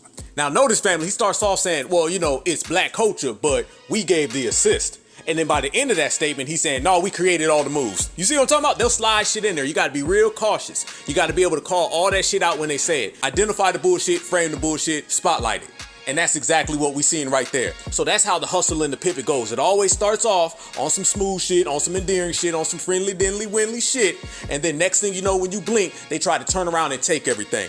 Problem is, for them, we don't let them take a motherfucking thing because we don't let them pivot. And you don't pivot because we don't let you step in the house. Foundational black Americans created hip hop from scratch, no assist, 110% us, nobody else, like it or not, deal with it, homie. And then listen to this, family, it's not just hip hop. Immediately after that, they start trying to throw in jazz music, and then they start trying to weasel themselves into creating jazz. Listen. I got to tell you, John, after watching your series, I actually went and listened to Dizzy Gillespie's 1975 Afro-Cuban jazz moves, which was really a creation in New York City. And it had Machito and Mario Bauzá. And you know, I'm thinking that Tito Puente was brought into that band in 1942. He just throwing shit out. Tito, and you talk about Celia, and also, John, it's so important that in Los Angeles, for example, where you speak to Gina Torres about being Afro-Latina and how many times Afro-Latinos are double ignored. Hold up. Family, you see what I'm talking about? See what I'm saying? It always starts somewhere and then it grows into something else. It starts off with, we built this country, and then it goes into, we fought in every war, and then it goes into, we want your reparations. The same way it starts off with, we helped y'all, we assisted y'all, we took photographs, and now it's we're the purveyor of it, we created it. That's how everything starts. The dominant society, they didn't just come in and say, we created rock and roll. It started off with, well, you know, we assisted rock and roll. Go back and look. It's the same exact thing, family. They didn't just come in and take rock and roll. Everybody thinks it was just a blitz and they just took rock and roll, says ours now. No, it started off with someone saying, we're your friends, we were there with y'all, we took some pictures, and then next thing you know, these motherfuckers say it's all ours. That's why you have to gatekeep, pull paperwork, and G-check motherfuckers on sight. Because if you don't, they'll start saying shit like this. The U.S. ain't got no culture. They shit is all our shit. A bunch of our shit is what makes the U.S. whatever you want to call it. We still don't know what that culture is for the U.S., but it's a mix-up of all of our cultures in the urban community. You know, the Latino and the West Indian has the greatest influence. Man, please. America ain't got no culture. Motherfucker, you walking around with American culture on your shirt, American culture on that chain you wearing your hair like American culture. Once again, family, these people always talk about us not having a culture, why they're speaking our culture, why they're dressing like our culture. That's a sad motherfucking case. Oh, and by the way, fam, in case y'all didn't know, that was Busta without the rhymes. Just a Busta. And he is another non-FBA culture vulture. And ever since he started talking reckless about FBA, you see his brand done went way the fuck down. Tainted. Because you can never talk about FBA in the country that FBA created, because there's going to be consequences and repercussions. And them consequences for Busta has been his brand has disappeared right in front of your eyes. Peace the fuck out. Ain't nobody checking for Busta Rhymes no more. When's the last time you heard a motherfucker say throwing a Busta Rhymes record? Or let's get the party started with Busta Rhymes, or let's listen to what Busta got to say. Hell to the no. And that's the difference between now and then again. You say some shit about foundational black Americans, oh, we gonna get with you. So good luck trying to come around the fam, because that door is closed. And they're even to the point where they're using Dr. Claude Anderson's terms. Family, I'm telling you, they are watching foundational black Americans and taking our terminology verbatim. What do we always say? Foundational black Americans are exceptional people. Dr. Claude Anderson has been saying that forever. What do we also say? Black excellence. Do you know John Leguizamo said both of those in the same sentence? He said Latin excellence and Latin exceptionalism. I ain't lying. Listen. Tour comedy tours, 26 big cities with huge Latin populations all over around the country, and I see Latin excellence. I see Latin exceptionalism. I see Latin excellence. I see Latin exceptionalism, Latin exceptionalism, Latin exceptionalism, Latin exceptionalism, Latin exceptionalism. And I wanted to capture it on film. Family, y'all heard that? Y'all heard that shit, right? You heard that. Excellence and exceptionalism, two terms that foundational black Americans always use to describe ourselves. He used them both to the T, not to mention the 32 other things that he took from us. This motherfucker got a PhD in what foundational black Americans are up to. This lets you know, if you ever doubt it, they are watching our every move, every step we take. They stealing, biting, jacking everything from us. From who built this country all the way down to we are an exceptional people. We always say that. Who else has been saying that they are an exceptional people? Who else has been saying black excellence? He just once again took out our name, put in his name, and there you go. That's what you call a swagger jacker. And they all do it. They all got the same playbook. What's that lady out there in New York? AOC? Watch her right here. She'll flip-flop all over the place. I'm telling you. 1 minute, they'll be your buddy and your friend, your ally. The next minute, they'll be the thief taking shit right out your pockets. She right here, 1 minute she says, we ain't black. Next minute she says she is black. 1 minute she's a minority. Next minute she ain't. They'll flip-flop wherever they have to get wherever they going. But this is who you're dealing with. Listen. I am the descendant of African slaves. I am a descendant of indigenous peoples. I'm a descendant of Spanish colonizers. I am a descendant of all sorts of folks. That doesn't mean I'm black. You know, a lot of times I'll hear people say, okay, this is about Black Lives Matter. What about Latinos? And I always say, Latinos are black. we are Afro-Latina. I am the descendant of African slaves. One more time. I am a descendant of indigenous peoples. I'm a descendant of Spanish colonizers. I am a descendant of all sorts of folks. That doesn't mean I'm black. You heard that right there, family? Flip-flop. The same way Ligwazamho flip-flop the same way all the peoples of colors flip-flop. That's why it's only a black and brown NOalition. We got all the motherfucking power in this situation. They ain't got none. The very fact that we could sit here and break down everything that we've invented, every war we fought in, every accomplishment that we've made, and they can't say none of that, that tells you already. So mind you, these folks who come over here, the reason why they're so obsessed with us and so angry with us is because they need us to eat. If they could make their own plate, they would have never left their homeland. John Ligwazamho would still be in Colombia, Cuba, Puerto Rico. And by the way, it's funny that he talks about culture because in the Mario Brothers movie, didn't he play in Italian? He played in the Mario Brothers movie that came out in the 90s and he played in Italian. So it shows you culture vulturing has been in his system for a long damn time. But any motherfucking way, the very fact that they got to come and try to take our plate shows you that they can't make their own plate. The very fact that they got to come to our country shows us they can't get their own country off the ground. So if foundational black Americans prevent them from stealing from foundational black Americans what they got. I told y'all, we gonna start some reverse migration in this motherfucker. People gonna have to go back home. They gonna come over here thinking that shit is sweet and they dealing with the African American and Joe Biden gonna give them all of our tangible. But yet when they get here and they find out this is a new era and the black grassroots is neutralized all that shit, then they asses is hopping back over that fence, swimming back across that river, jumping back around that scorpion. And next thing you know, family, they back home with a big ass bowl of beans and rice. Damn right, because we see the contradiction. And look at all the contradictions we laid out, family. How can you even use the term immigrant if you built America? Mind you, he said that they built America, but yet they're immigrants. He said that they're the oldest lineage in this country. How can an immigrant be a native? Makes no sense. By nature, by definition, an immigrant cannot be a native. A native cannot be deported. So family, can I translate this for the whole crowd? Let me get this for everybody, especially the folks in the back row. So he said he's an immigrant who built America and a native that can be deported. Translation, bullshit, bullshit, bullshit, bullshit. Called the fuck out. Damn, they hate us. Man, they gonna be mad as fuck after this episode. Good. What I tell you, family? Certified Black Society, our job is to keep the haters hating and keep the pocket watchers pocket watching. Long as we got them like that, we got it made. And brothers and sisters, we got it made. They can't stand that shit. Hell no. They done threw every single thing that they had and ain't none of that shit sticking. And we know what this is all about. This is all about reparations. That's what it's all about. And I'm gonna give you the step by step. It starts off with someone saying that they built this country. And then it goes into them saying they fought in all the wars in this country. And then the last thing is they say they're entitled to reparations. That's what this is all about. The very fact that somebody is sponsoring John Ligwazamho to go on that show, you know, he can't pay for that shit. He's an EDZ list celebrity. That motherfucker couldn't get an invite to a high school play. They're spending money to create this documentary, to create this series, have him make all these news rounds because they see that reparations bag is getting closer and closer. I told y'all, reparations has something to do with everything. Our reparations opposition has been global and national. I've actually come to find out, and I think a lot of y'all found out as well, that the global resistance to our reparations claim is massive. And sometimes you see more global resistance than you see national resistance. Trust me, I host a lot of spaces and I've been involved in a lot of back channel meetings. And the one thing I see is that folks who start popping up, a lot of them ain't even from America. That's what it is. So when we say everybody's watching FBA, we mean that shit. We ain't saying that shit because it sound good. This ain't no clout chasing. When we say foundational black Americans are being watched by the world, foundational black Americans are being watched by the world. When we say it's all eyes on FBA, it's all eyes on FBA. We wouldn't say it if it wasn't true.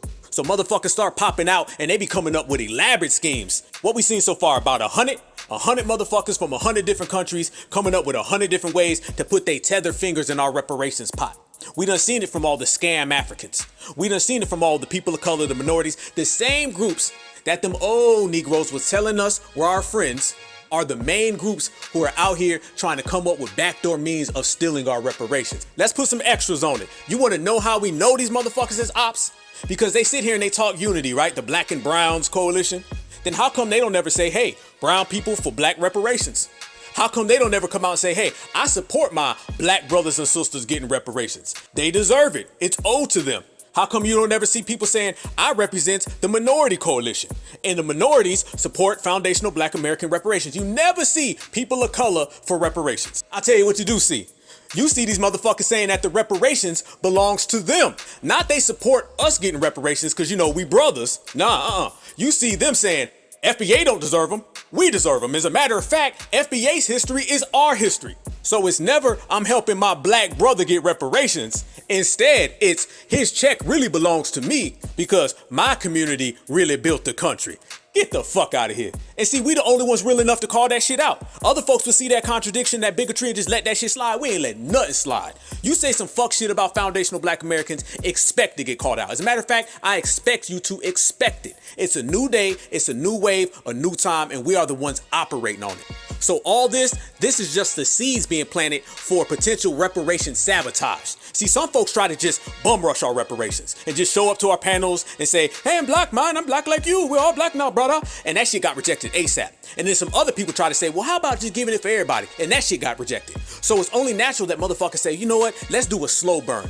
Let's put some seeds in the ground, sit back and let that shit grow. So we may not get their reparations today, but we may get their reparations 5 to 10 years from now. Think about it, family. What benefit does he get saying how they built America, how they're oppressed? What benefit does he get stealing every foundational black American talking point? The talking points that he steals are typically talking points that we use when we're making our reparations claim. He's taking our reparations language. I'm always identifying right here on the Black Alpha Network different reparations ops and how they come at us from different angles. I speak about that time and time again because I want the family to know it. And we making that reparations ops watch list. And this type of shit, and John Leguizamo and all of them peoples of colors and Black and Brown's NOalition, them motherfuckers is going at it because I see them. Clear as day. But that shit ain't gonna work because we on to it. Every single move they make, we already there when they pull up. That's the thing about this black grassroots era. That's why we have the new black media, and that's why we so motherfucking certified. Being certified is a special thing. A lot of these motherfuckers couldn't be certified because they ain't strong enough. They ain't got that FBA DNA. If you ain't got that, then don't even start. So they feel that they're gonna wait us out.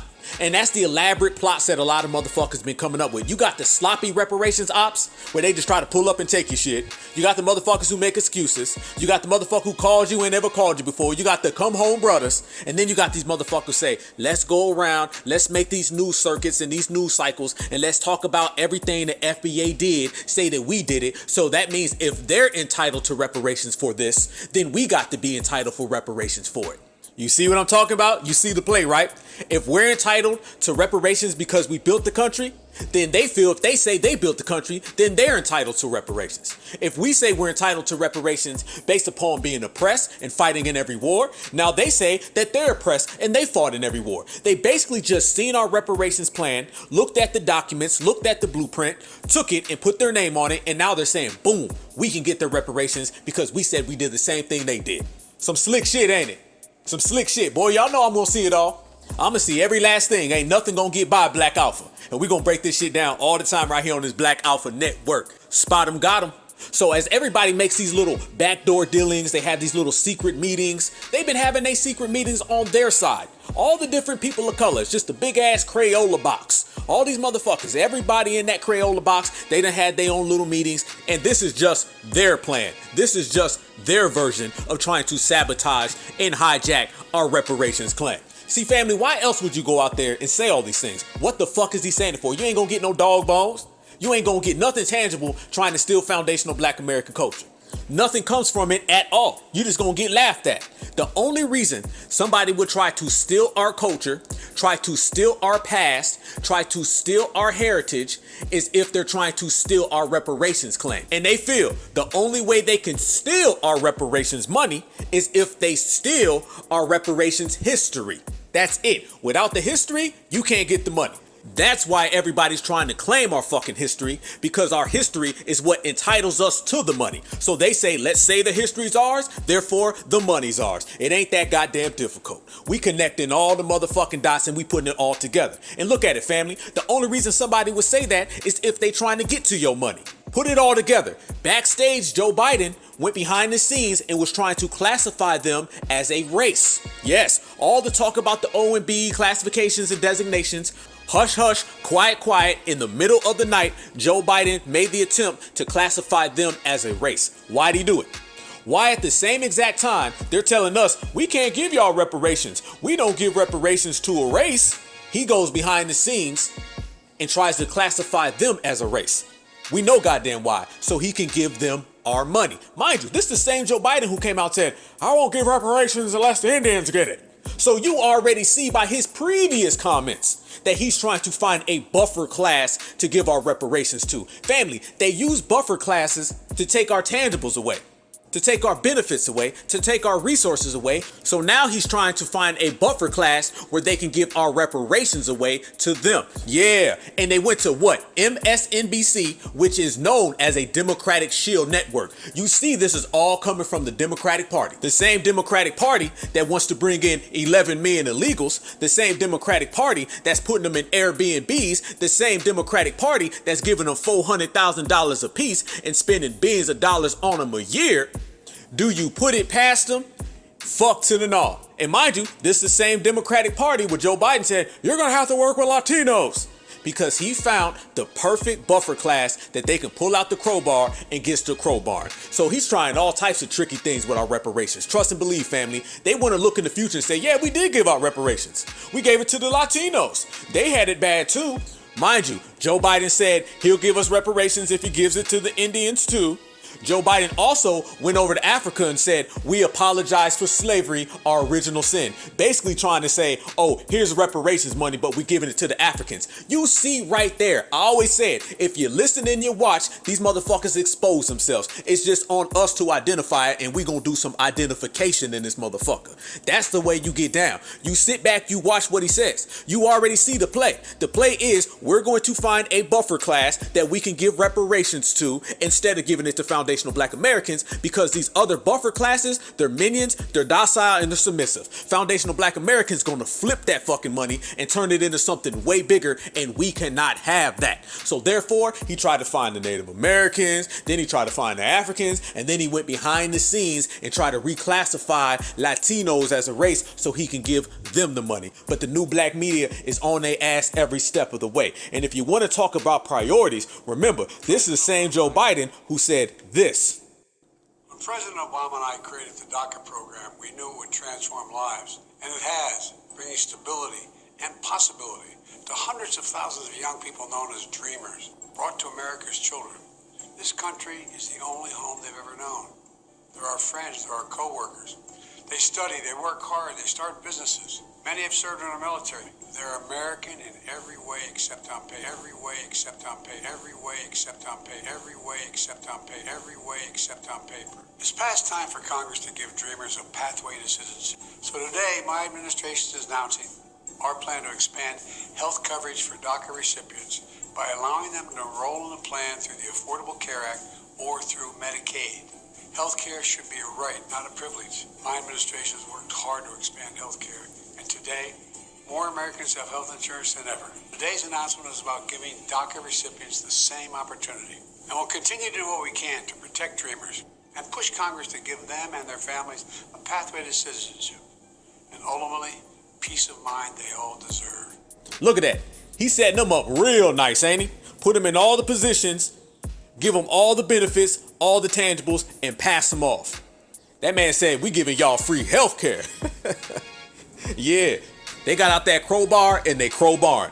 And that's why they called up MSNBC. And that's why they called up John Ligwazam Ho. And they have him run out this whole scheme, this plot and this plan, so they can go ahead and put all this shit into motion. As I said, they just trying to get in front of it. And let me say this as well, family. While John Ligwazam Ho is doing this show on MSNBC about how their culture built America, Eva Longoria, she is on CNN, another Democratic Shield channel, and she's having the same exact show. You'll never see anything about foundational Black Americans. You'll never see anything about our heritage. You'll never see anything about what we've done to this country, even though we're the ones who did it all. This shows you what it is. Follow the money and follow the shields. If you see it on MSNBC or CNN, it's coming from the Democratic Party. And if it's got every single thing to do with dreamers and DACA and immigrants, it's got every single thing to do with the Democratic Party as well. And they got to do shit like this, family. Because like I said, we fucking up everything. We not allowing this shit to get off. Oh, they spending the money, but they ain't getting no returns for it. Let's make that very motherfucking clear. They spending all them dollars, but ain't none of this shit in motion. Ain't nobody out here in the streets repeating none of that shit. Ain't nobody out here in the streets believing none of that. They know who's the real certified, and they know who built this country. Because nothing they do, no matter how much money, no matter how many democratic shields they throw at us, none of that shit can match certified foundational black American energy. Not at motherfucking all. And they just mad right now. What I say, family, regulating, separating, and reparations. That's the name of the game. And they jealous because we have a rich history in this country, a rich tradition in this country, and they don't. And when they come here, they have to play a backseat to us. See, they're used to talking crazy to black folks in their homelands. But when they come to our homeland, they gotta wipe their feet at the door. And they're not used to black folks talking to them like this. They're not used to black folks having something above them. That fucks the whole game up. They're not used to a black person saying, oh, I can stay right here. ICE can come and I can wave at ICE. Matter of fact, I'm probably the motherfucker who called them. But you got to get to running. Well, Usher say, you ain't got them papers. And since you ain't got them papers, you got to flee. And we could just sit back and enjoy the show. They not used to that. And the very fact that we're thorough, and the very fact that we're solid, and the very fact that we do our own thing by ourselves, for ourselves, black independent and black empowered, that's the game changer, and we changing the game. They don't like that, and we throwing receipts at them too. You see, right now, they're also trying to run with the whole we created hip hop. I'm telling you, families, everything. Just look what we done, and they try to take it. Everywhere from fighting wars, building the country, down to hip hop. Everybody knows that hip hop was a certified foundational black American creation. That was always known. It was never up for debate until now. Soon as we got on code and we start regulating shit, soon as we kicked the African American to the curb and stepped up as foundational black Americans, now all of a sudden they want to start rewriting shit. Hip hop, R&B, every form of music comes from foundational black Americans, but they literally are trying to change it. No lie, family, in the Wikipedia, they try to rewrite words and say how other people helped create hip hop. Matter of fact, it says hip hop or hip hop is a cultural and art movement that was created by African Americans, Latino Americans, Caribbean Americans in the Bronx, New York. Family, that was never the case. You go back 10 years ago and wasn't nobody saying that shit. The same time we start talking about tangibles, the same time we start talking about reparations, and the same time we started to self-identify is when you start to get that type of shit. When we didn't self-identify, they would just say, oh, fuck it, they can have rap. They don't know how to own it anyway. Soon as we started to self-identify, that means we start putting flags by our creations. See, that's what they don't want. They don't want you to create something and put your flag by it. We created hip-hop, we put a flag by it. We created R&B, we put a flag by it. Black folks starting their own businesses, putting flags by it. See, when we didn't have an identity, that means we couldn't put a flag. And when you don't have an identity, that means you don't have a face. And then someone can come on in and they can steal your shit. That is yesterday. Today, foundational black Americans, we put our stamp on everything. Copywritten, trademarked. It came from us, it will stay with us. So if you're thinking about trying to come in and take our money, if you're thinking about trying to come in and erase us, it ain't motherfucking happening. Self-identification is the #1 counter to an erasure. And we've been self-identifying like a motherfucker. FBA all day. Certified all the time. Lineage, heritage, and culture. Right there, what they gonna do? You can't remix any of that. They tried, ain't happening. You can't retwist any of that. They tried, it ain't happening. They tried to go on MSNBC and say that our history is a history and they built America. Fuck that. That's a lie. That ain't happening. Now what you gonna do? I'm gonna tell you what you're gonna do. Let me go ahead and give some insight to the future.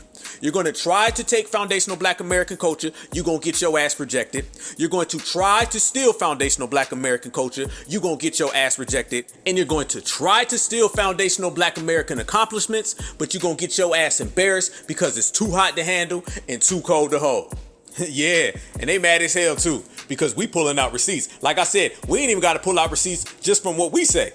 We can have your own people calling you out. The same way that lady was calling them out in the Atlantic. Oh shit, we got people of color saying that people of color didn't create hip hop. You remember when Charlie Chase said this? And then the Hispanics were telling me, what the hell are you doing, man? What are you doing playing that Jungle Bunny music? One more time. And then the Hispanics were telling me, what the hell are you doing, man? What are you doing playing that Jungle Bunny music? 2 more time. And then the Hispanics were telling me, what the hell are you doing, man? What are you doing playing that Jungle Bunny music, you know? Damn. See, that's one of y'all people saying that y'all didn't create hip hop. So Fat Joe, what you got to say about that? Oh, you ain't got nothing to say about that? Yeah, because that's typically what our receipts do. They shut motherfuckers up and shut them down and consider yourself shut down. As well as John Liquizam Ho, the people of color in the black and brown NOalition. That's it. done deal. It's over with. After this episode of the Black AlphaCast, fire, it's done. The Black and Brown NOalition has been put to bed. We done buried it, threw dirt on that motherfucker, never to come out again because it never existed. The myths, the lies, the bullshit that they try to tell has been roasted. The myths, the lies, the bullshit they try to speak on have been roasted. And you know a certified foundational Black American roast ain't like nobody else's, because we drop truth, we drop the facts, and we drop the hammer. G-style. Haha, yeah. So one love, family. You already know it's been a pleasure. It's always good clicking up with the family. It's always good, this FBA family tree block party. G-checking some motherfuckers, regulating some motherfuckers, and putting that G-check down the way we do. Undefeated as always. Man, I can't wait to click up with y'all in Dallas. Who's all coming to Dallas? Who's all coming to the FBA Expo? Salute to you. I can't wait to see the family, because it's one thing to roast motherfuckers right here, and it's another thing to roast motherfuckers in person, because wherever we go, wherever building we step in, certified foundational Black Americans, we take over the whole scene, and they already know it. Most definitely. So we gonna show up and show out. I wouldn't miss this for the world. All my certified sisters, I salute you. All my certified brothers, I salute you. And the whole FBA family tree, wherever you are, you know I salute you. One love from the Black Alpha Network. Man, it's gonna be a hell of a summer. We gonna set it off the right way. Make sure y'all keep on tapping in with the Black Alpha Network. Smash that like button. Share this video with every real one you know, because we are building. We are working. We are shining and grinding all at the same damn time. Man, we on the road, and it feel good too. See, when you certified and you independent and you represent the Black grassroots, you can do whatever you want. See, they gotta raise their hand, they gotta ask for permission, they go along to get along. We do our own thing, we blaze our own path, and we stay true to the family. And when you got all that, then you got everything, and we got it all. Appreciate you. And if you haven't already, y'all tap in and cop some of that Black Alpha merch too. Designed by FBA, crafted by FBA, for FBA only. How does that sound? Go get you a hat, go get you a shirt. Let everybody know what time it is. Let everybody know that you certified for LIFE. It's right there in the links. I appreciate the love on that too. Man, I could be here all damn day. We can keep on roasting everybody. But since we went ahead and we lit some folks up, and since we went ahead and put the Black and Brown NOalition to rest forever, I would say that's a damn good day. We put in some damn good work. And the only thing left to do is be exceptional and send out that big certified salute. So I'm sending out a certified salute from the Black Alpha Network. Y'all stay good, stay safe, stay vigilant, and stay dangerous. Love you with a passion, and always remember that black is beautiful and beautiful is always black. One love.